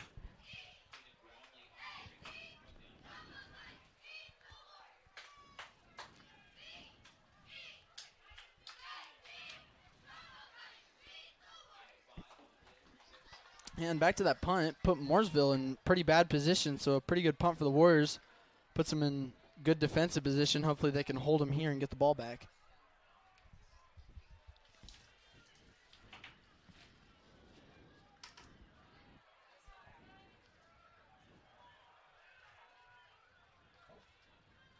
Cruz gives it to his running back again. And he's got some good yards right there. It's going to be enough for the first down.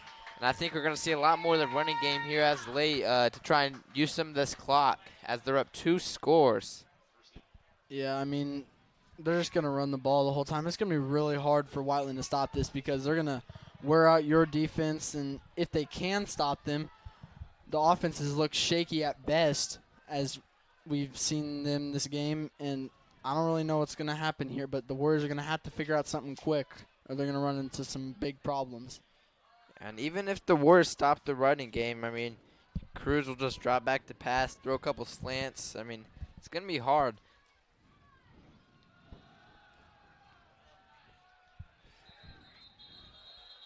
Looks to be only like a gain of 2 there. Didn't really get anywhere. Yeah, but they're going to let the clock run a lot. I mean, play clock at 34 seconds right now, 37 left on that game clock.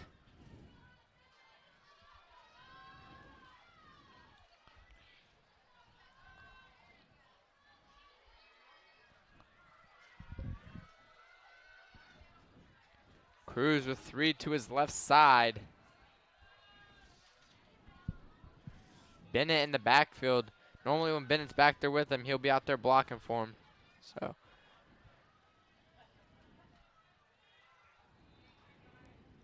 they're just going to give it to Bennett this time. And he breaks a couple tackles.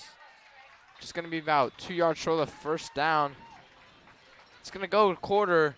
The Warriors down 10 points as the fourth quarter will start when we get back.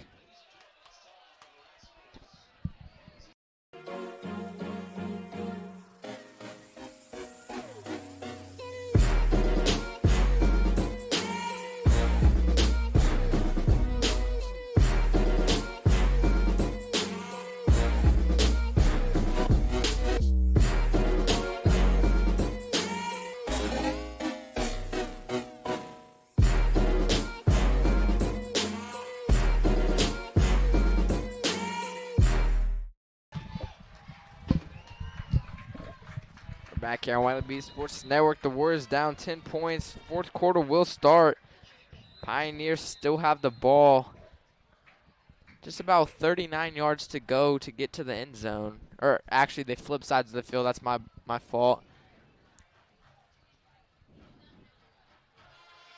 So about 61 yards to go, actually.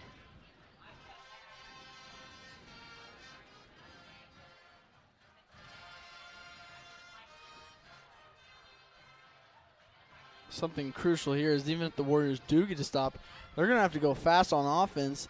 And even if they were to go for 2, they'd still be down by at least a field goal. Yeah, the Warriors are definitely going to need 2 big drives. They're gonna need to stop here first, and then 2 big drives to get back up. But also you have to look at it from a defensive standpoint. They have to stop Mooresville from scoring as well. So something that's very easy to talk about, but very hard to do. Bennett gets the carry, gets the first down, is hard running. I mean, Bennett plays a lot like a Jordan Palmer for this Mooresville team. I mean, he's probably one of the biggest pieces of their defense, and he'll come in and play running back when they need some short yardage plays. Also leads this team in tackles, so a lot of similarities. Yeah, more of a player who, if they need to get a couple extra yards, he can go get them that. Definitely a power back in terms of his running style, but definitely a good addition for this offense, but an even better one for their defense. Yeah, definitely a crucial player on their team. Pass that's outside. Looks to be Quentin Gunter. And normally he's a red zone threat for them, but gets one there for about the first down, I guess.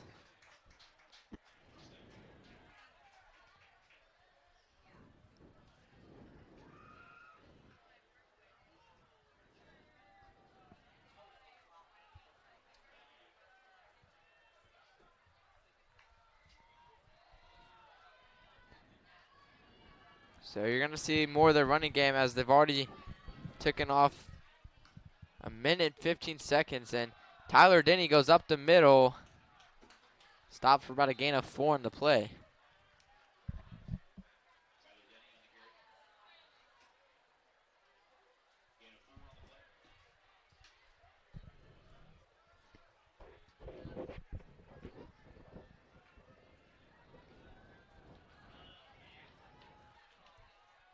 Clock winding down in this game. I mean, they've already drained 2 minutes and only ran about 3 plays, so this is not looking good for Whiteland. Yeah, Mooresville's goal is definitely to waste time here, try to limit the Warriors on offense. Cruz hands it to Denny, and it looks like Warriors are going to have the ball.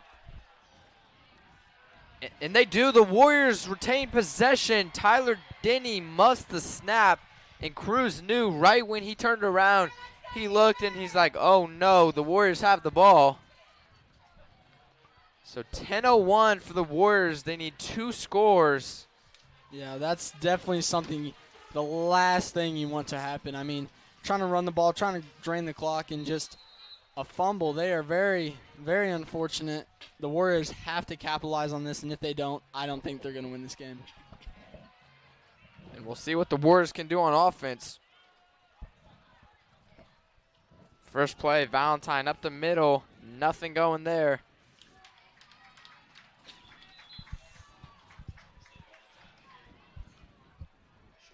Yeah, the Warriors are definitely their strong suit this game is definitely the outside runs. The up the middle runs just aren't working as well for them this game. Yeah, up the middle's been completely shut down. I mean, I think they definitely need to go to the outside or look to pass because that was working pretty well, except for a couple miscommunications and overthrows by Ollie Taylor, but overall a solid passing game from him.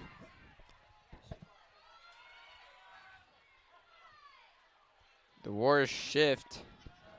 And you're definitely right by saying that, Mason. They've stacked the box since the beginning of the game, so nothing has really changed. Ollie Taylor rolls to his right, has to give it up, but Grismer gets it. Hard running there, going to get a pickup about 4 to 5 yards on the play. Yeah, and that was a great job by Ollie Taylor, keeping us cool and just giving the ball off to Grismer there and not getting sacked. Yeah, very close there because he threw that off his back foot, jumping in the air. That can be dangerous, especially if you can't get the throw off or there's defenders you can't see because you're rushing that play. Just great body control, great poise from our senior quarterback, Ollie Taylor.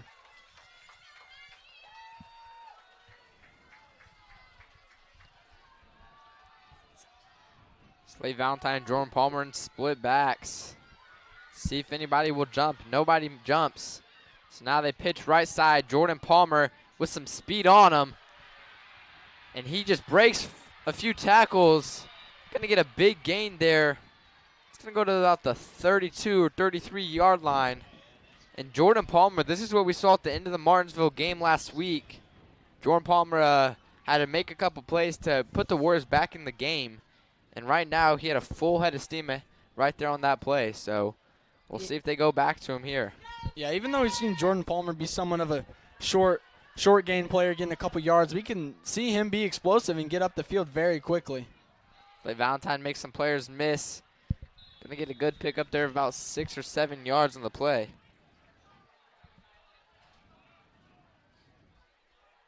Yeah, and back to what Griffin was saying earlier about Palmer. He's a very powerful runner, and he can definitely break a few tackles there, and that's what he did to get the Warriors offense rolling.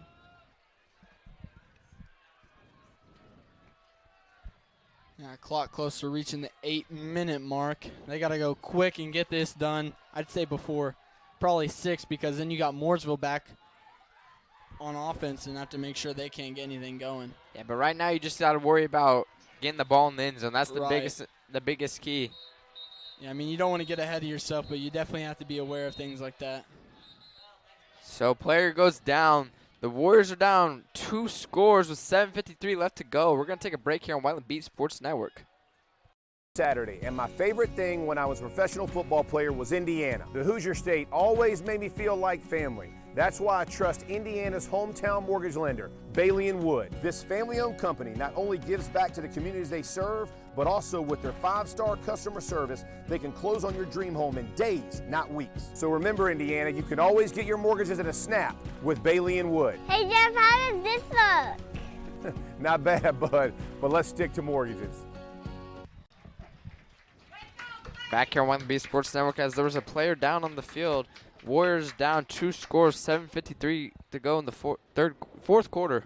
Yeah, as we see number 50, the Pioneers tackle, Blake Kirby, walking off the field. Hopefully, Pioneers are hoping he can get back on the field.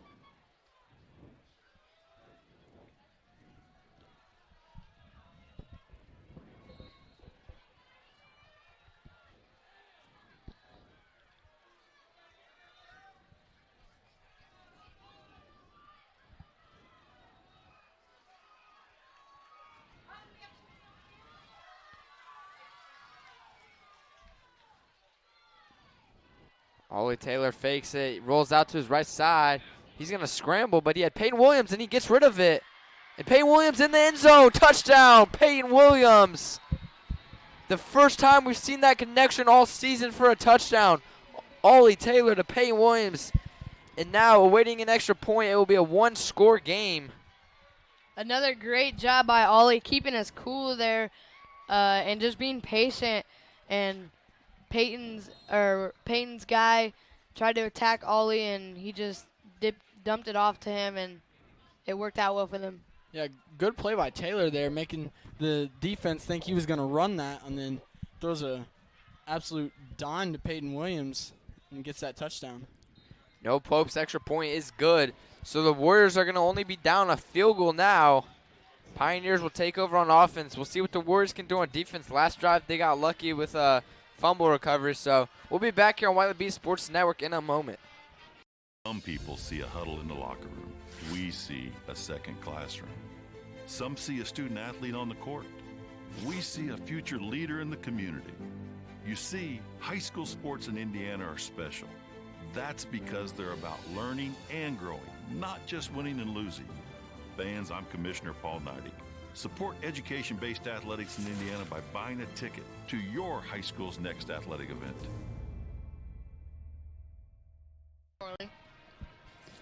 Back here on Whiteland Beat Sports Network, as right now you're seeing the student section. It's pink out night. So the Warriors happy to get a touchdown there. Still plenty of time left to go in this game. Both teams have all three of their timeouts. 7:28 to go in the fourth. The Warriors will kick off. Now we'll have to see what the Pioneers can do. Yeah, something to remember, both teams have all three timeouts still available. And that's Tyler Denny. Takes it to the right side. Makes a man miss. And Jake Clemmy brings him down. There's a flag back there. Yeah, Jake Clemmy, he is a very aggressive player. Definitely not afraid to hit somebody. And he just, great tackle there. Great stop.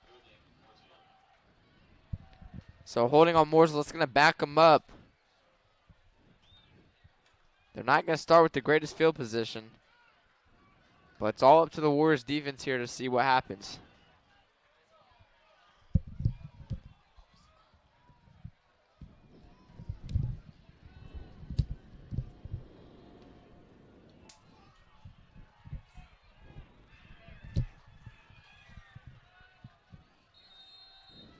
A matchup on the right side of the screen right now, Caden Lee versus Caden Brunn. And that's where they're going to go at, right at Caden Lee. We'll see what he can do. And misses a tackle. Brunn's going to get the first down.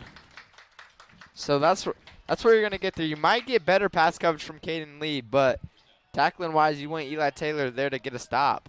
Yeah, it might be a risky move from the Warriors putting in a sophomore in a close game like this. Definitely a hard decision, but they're definitely trying to shut down the Pioneers' passing game.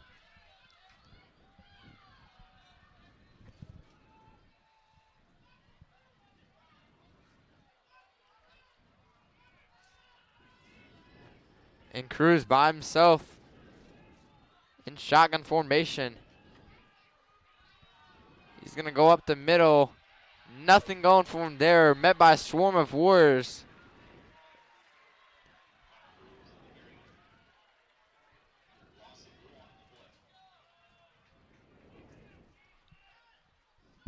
So right now they're isolating Brunn to the right side. They're going to, I think soon they're going to take a deep shot to him and you're going to see a ball flying from Cruz. So yeah, we've seen that this game already for a touchdown. I mean, you can't get this backed up and then have to punt it if you're Mooresville. So definitely I think we will see a pretty big shot if they can't get something going right here.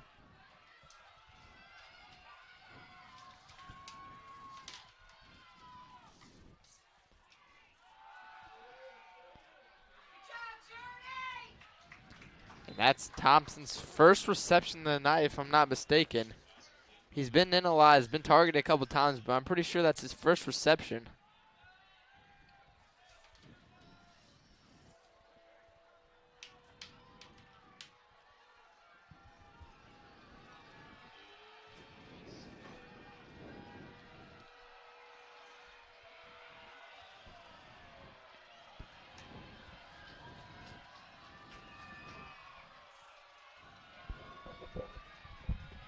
Warriors are going to need a big stop here so they can score and maybe take the lead here.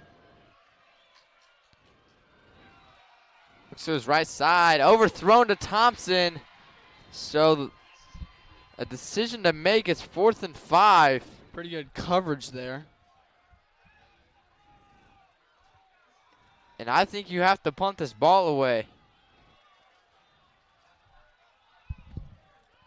And Eli Taylor back in the game. Was in on that last play too. Mooresville's going to try to make a man jump here, but that doesn't work. I think they're interested in going for it right here, so it's going to be interesting to see what happens. And they're going to punt it, actually. Better punt than the very first time. It's going to get a good roll too. Yeah, that's what you were saying earlier, Griff. Having a quarterback as your punter definitely can confuse the defense and help your team out. And a great punt there as it gets a very friendly roll for about 20 yards. Yeah, especially when your quarterback stays only about 5 or 6 yards behind the center. It still looks like he could drop back to pass, but he could sit right there and punt it too. Yeah, and options there too. You can read it and go for it, but I mean, obviously, they're a good call by their coach to not go for it. I mean, they were within the 30 on their side, so you do not want to turn the ball over there because that gives Whiteland a perfect opportunity to score and take the lead of this game. Yeah, and Whiteland was kind of shut down on their running game last drive, so it's going to be interesting to see what happens here. Braden Yates takes the carry, a loss of 1 on the play. I think he had to go back to Ollie Taylor's passing game here eventually. Yeah, I mean, really, other than a couple miscommunications, as I've said earlier, and little overthrown, there's not really anything that's looked bad. Not too many mistakes. He's kept his poise and manners under pressure, especially being pressured by several guys in the backfield. Just something that you want to have your senior quarterback have, and I think we look to go back to that as well. And Ollie Taylor rolls to his right side. Throws Xander High and hits his foot. Misread the play. Obviously underthrown, but if Xander High would have just looked for the ball a little bit. Yeah, as I said a second ago, there's things like that where it's miscommunications. Definitely underthrown, but that's definitely preventable, especially when you have a receiver who can get close, a big one who has long arms too. So now 3rd and 11. I think you're going to have to throw the ball here.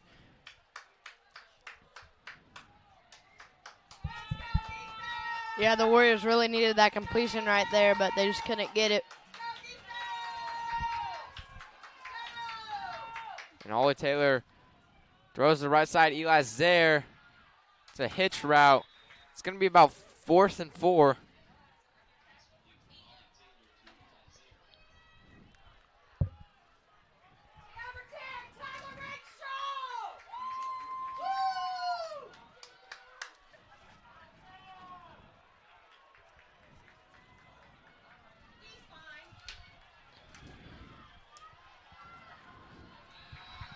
So 4th and 2.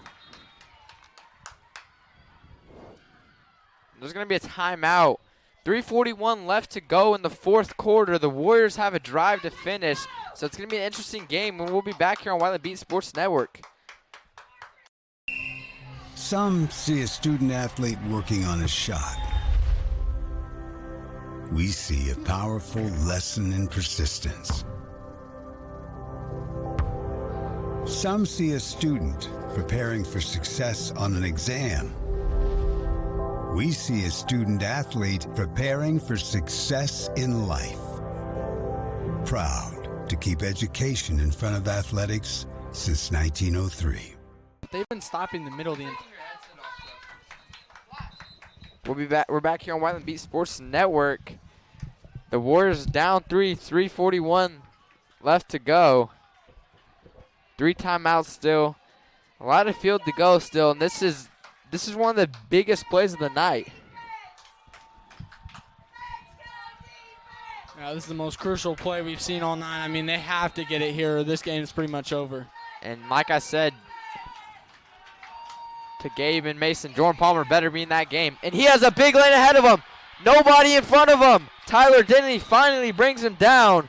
And Jordan Palmer, full head of steam, someone you do not want to be in front of right there. Yeah, over the break, Griffin said that they were going to give it to Jordan Palmer right up the middle, and that's exactly what they did. And instead of getting those extra couple yards they need, he goes for about a 35-yard run and absolutely torches their defense. Yeah, I think everybody in the stands knew that it was going to Jordan. I mean, he has been crucial on the 1 to 2 yard run, or 1 to 2 yard runs, and that was just a great run by him. And a flashback to the Martinsville game where Jordan Palmer in the final drive had to make some big plays. Obviously a lot more time, though, to work with here. So, and they're going to go right back to him.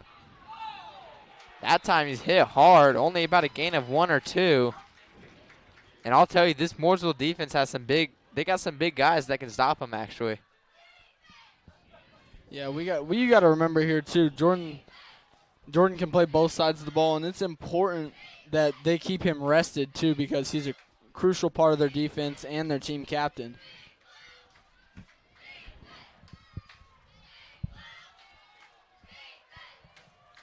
Second 9, and Ollie Taylor was about to roll out. There's going to be a false start penalty.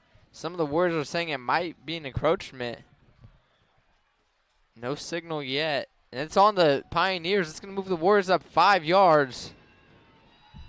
Some help for them.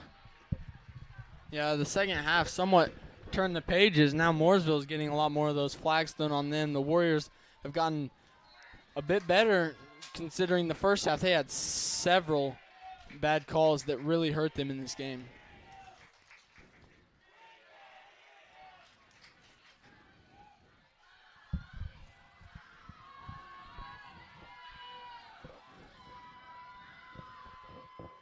Warriors going to, and they're pitched to Palmer to the left side.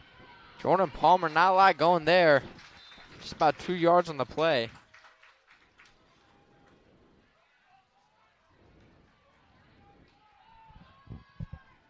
If I had to suspect, I would guess that they're going to go to Jordan here again on the 3rd and short here.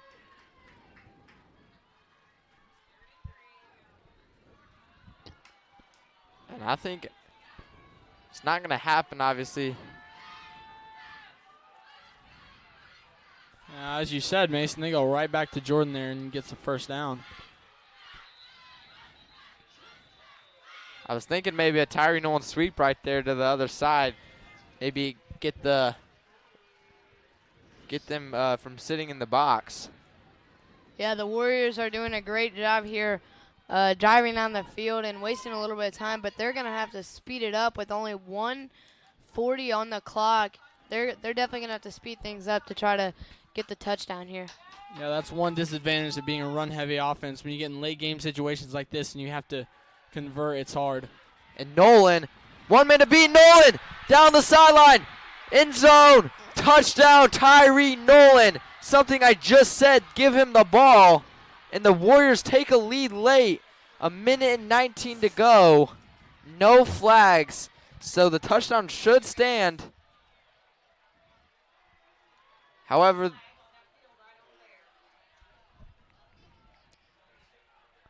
there's a little bit of confusion on the field here. We're going to have to see what it is. so now there is a flag about the 32 or 33 yard line. No signals yet. Touchdown. The Warriors get it. So if the Warriors get the extra point right here, it will force Mooresville to score a touchdown with only 1:19 to go. 2 timeouts, though. And it's it could still happen for Mooresville to make a good play. I mean, obviously, pass-heavy offense, but it took good in this towards the end of this quarter for the Warrior defense. Yeah, I mean, they have momentum, and they've had momentum this entire fourth quarter. I mean, being down by 10 going into this, and really until about the 8-minute mark they were down by 10. But, I mean, just they have to play some defense and make sure Mooresville can't continue this game on and score, because just want to remind everyone that they can't win by a field goal. They have to score a touchdown. Yeah, just like before the half, the Warriors defense is going to need a huge stop here to stop the Pioneers from scoring and to be able to clinch this game.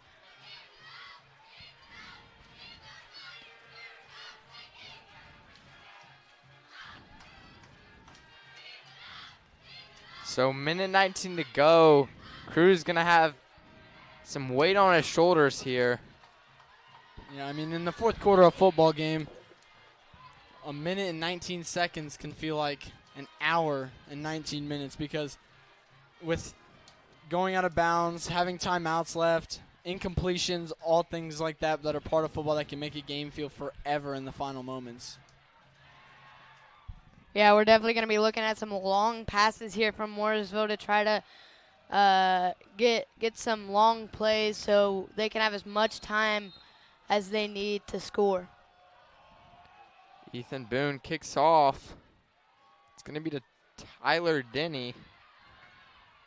Makes a couple people miss. Still going. Tyler Denny's still moving his feet. Going to get a good return to the 40-yard line, so not something very helpful.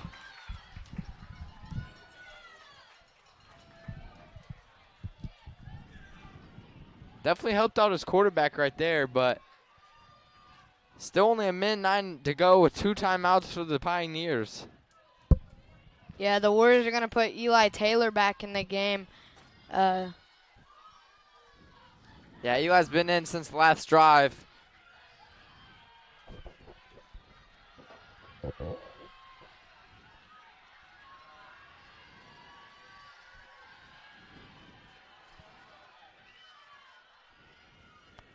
He's going to be matched up against Brunn, their best receiver. And he only looked at Brunn right there. Has Denny over the middle. Denny, a big gain to the 30-yard line, and that's where the coach needs to use the timeout. But the chains still have to move, so.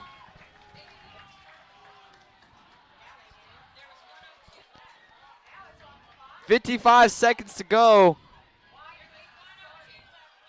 Cruz rolls to his right side. Stops, plants his feet, and throws. He has Tyler Denny again. Thrown out of bounds by Jordan Palmer. The clock stops, too. So if I'm Jordan Palmer right there, I'm trying to keep the guy in bounds.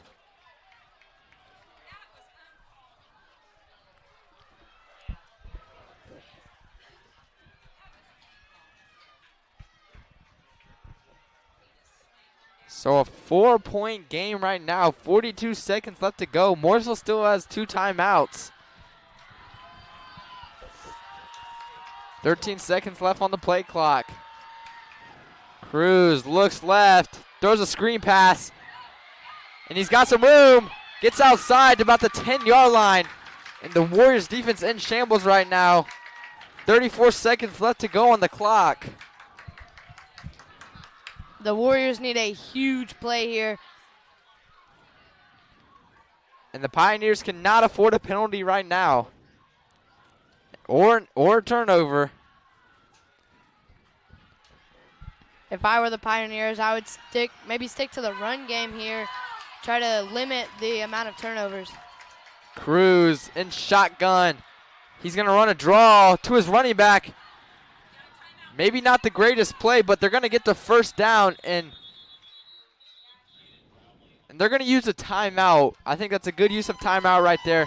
And we're going to take a break here on Whiteland Beat Sports Network with 29 seconds to go as the Pioneers and Whiteland are in a good matchup.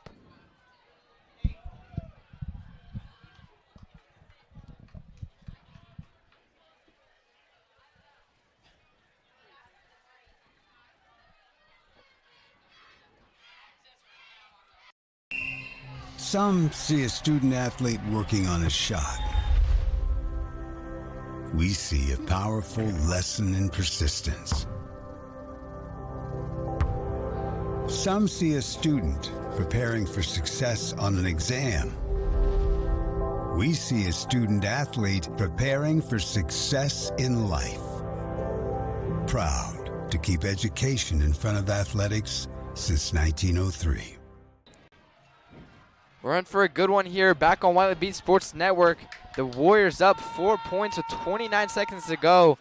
The Pioneers only have about 8 yards to go on the play with 1 timeout remaining. So it's going to be interesting what happens here. Trey Bennett, the senior, in probably for pass protection for his quarterback. Connor Cruz, 3 to his left. Favorite target to his right. He's going to run the ball down to about the 3-yard line, and they're going to use their last timeout. So from now on, they should only be passing the ball. Yeah, this is going to be very key here because if they don't have another timeout left, then they're going to have to either make sure to run to the outside and get out of bounds. But like Griffin said, you have to make sure to play the passing game. Yeah, we're going to take another break here on Whiteland Beat Sports Network. We're in for a good one. Saturday, and my favorite thing when I was a professional football player was Indiana. The Hoosier State always made me feel like family. That's why I trust Indiana's hometown mortgage lender, Bailey & Wood. This family-owned company not only gives back to the communities they serve, but also with their 5-star customer service, they can close on your dream home in days, not weeks. So remember, Indiana, you can always get your mortgages at a snap with Bailey & Wood. Hey, Jeff, how does this look? Not bad, bud, but let's stick to mortgages. Back here on Whiteland Beat Sports Network. 21 seconds to go. Mooresville just used their last time out. They're about on the 3-yard line, so if they score, this game might be sealed. Tyler Denny to his left side, along with Trey Bennett and his favorite target on the right side, Caden Brunn, and another timeout by the Warriors. Yeah, maybe wanting to regroup with his defense there just to make sure. Whiteland football on WBSN is presented by Johnson County Axe Throwing, located 6001 North US 31, just north of the high school. It offers fun for the entire family. Host your next corporate event, family get-together, or come by and hang out with some friends. Plus, they even offer axe throwing leagues. Johnson County Axe Throwing also offers discounts for veterans and active duty military members. Call 317-809-740 and make your reservation today. This game is also brought to you by Bailey & Wood Mortgage Lender, family-owned and committed to the community. Proud supporter of Whiteland Athletics. So 21 seconds. No, Mooresville's out of timeouts. Whiteland can't call back-to-back timeouts, so there's definitely going to be a play ran right here. Brunn to the right side with Bennett, and Denny and Thompson on his left side.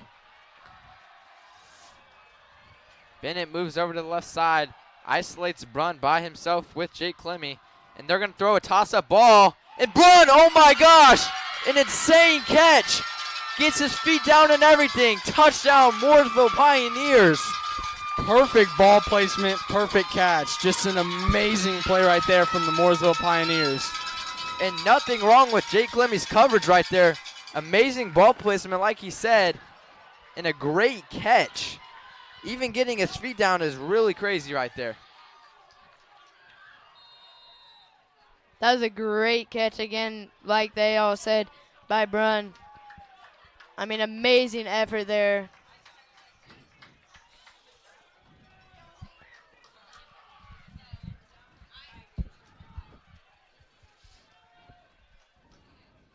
The extra point is up, and it's good. So they're going to take a 3-point lead. We'll see what Whiteland can do with 17 seconds. We'll be back here on Whiteland Beat Sports Network.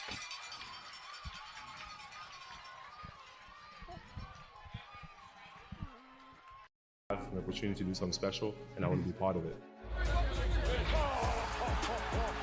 That's a shake of my...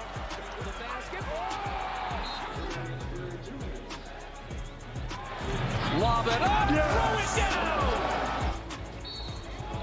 We have a dream as an organization to be an NBA championship organization. People are going to find out about the Pacers.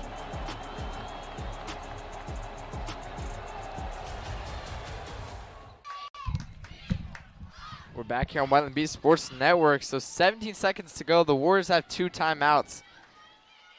They're obviously going to be, I don't know what they're going to do yet. So they might just be playing a game where they're going to keep tossing the ball back to their buddy. Obviously not on the kickoff, but maybe after. You know, one thing that does depend is it depends on where your field position is. If they can get a really good run here, then there's a chance they actually have time to play to run some plays, but at this point they're in a desperate mode and they have to go.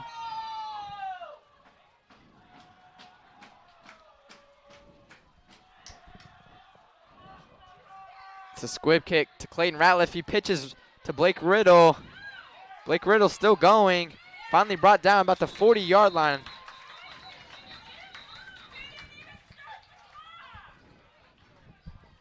And the clock did start, actually. So 12 seconds to go. The Warriors have to drive 60 yards.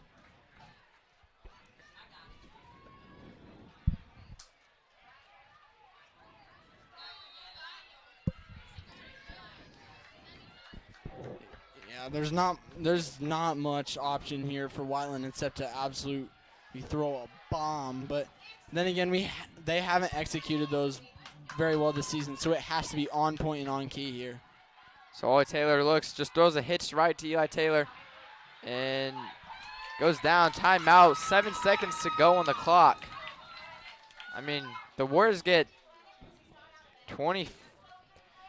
I mean, we're looking at probably 25 more yards until Noah Pope's in contention for an extra point or for a field goal, which is kind of hard to do in 7 seconds, but we still do have a timeout. But even that, we haven't really seen him kick from that far, so we don't even know if he can actually convert that. Hopefully he can, but it's really, really important that the Warriors get a big yard gain here and even to have enough time to kick a field goal, as you were saying, Griffin. I mean, this is a rough situation for the Warriors. Yeah, the Warriors are either going to have a big play for a touchdown or get out of bounds as quickly as possible, as we only have 7 seconds left on the clock. Yates in motion. They hand to him on the right side. Gets a gain of about 5 on the play. 4 seconds to go, so at this point, I don't think you're going to have enough time for No Pope to get a field goal.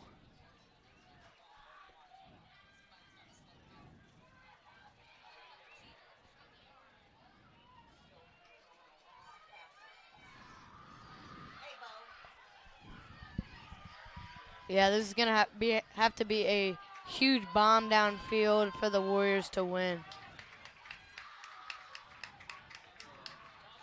And they hand to Braden Yates again on the outside. Gets out of bounds, 1.7 seconds to go. And he actually lost yardage right there. Yeah, I don't know what the Warriors' plan is here. I mean, we're getting out of bounds, but we're losing yardage, so.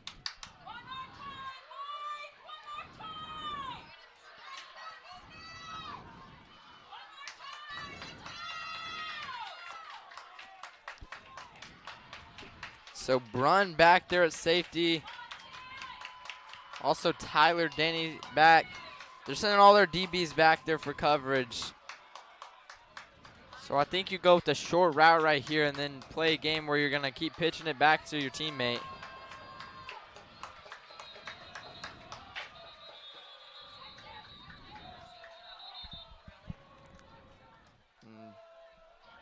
The Warriors use their last timeout to figure out what their final play is going to be. I mean, Mooresville's dropping back several defenders in at least 40 yards down the field. And, I mean, if you're Whiteland, it's hard to take a bomb like that, especially, like I've said, we haven't seen that much this season. And when we have, it hasn't been very consistent or productive, especially with that extra coverage. It's going to be really hard to convert that. So as Griffin was saying, they're going to have to do some type of pitch and catch to your buddy, but even that is just impossible to do, especially with 11 guys on the other side of the ball trying to swarm you. So 1 second to go. Neither team have any timeouts. The Warriors still down 3. Obviously going to have to go for a touchdown.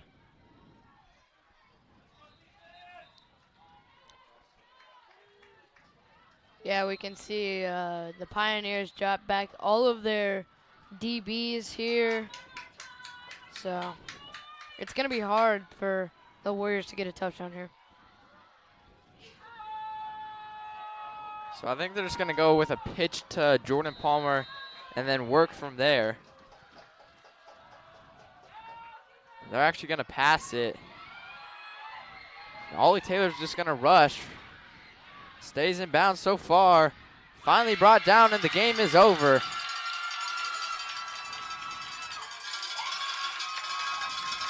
So the Pioneers win by 3. They come to Whiteland and take down the Warriors. A much expected win for the Warriors turns out to be a loss. So Mooresville improves to 3-4 as Whiteland improves to 3-3. Yeah, a stunner here, really. I mean, Warriors are, I'm pretty sure they're over 70. I think their record is 77-30 on their home field for, I don't want to say since like 2006. And just a real shocker here because they don't really lose at home that much. And really, if they do, it's to a really good team. And not saying that Mooresville isn't great, but they have not had the best season they've had. And just a real shocker here for the Warriors. I mean, we didn't see it all, but we wanted to see it from Slate Valentine or anyone who typically produces on a night like this. Yeah, so the Warriors coaches have some coaching to do this week, as that's 2 straight losses. One at Whiteland Stadium, so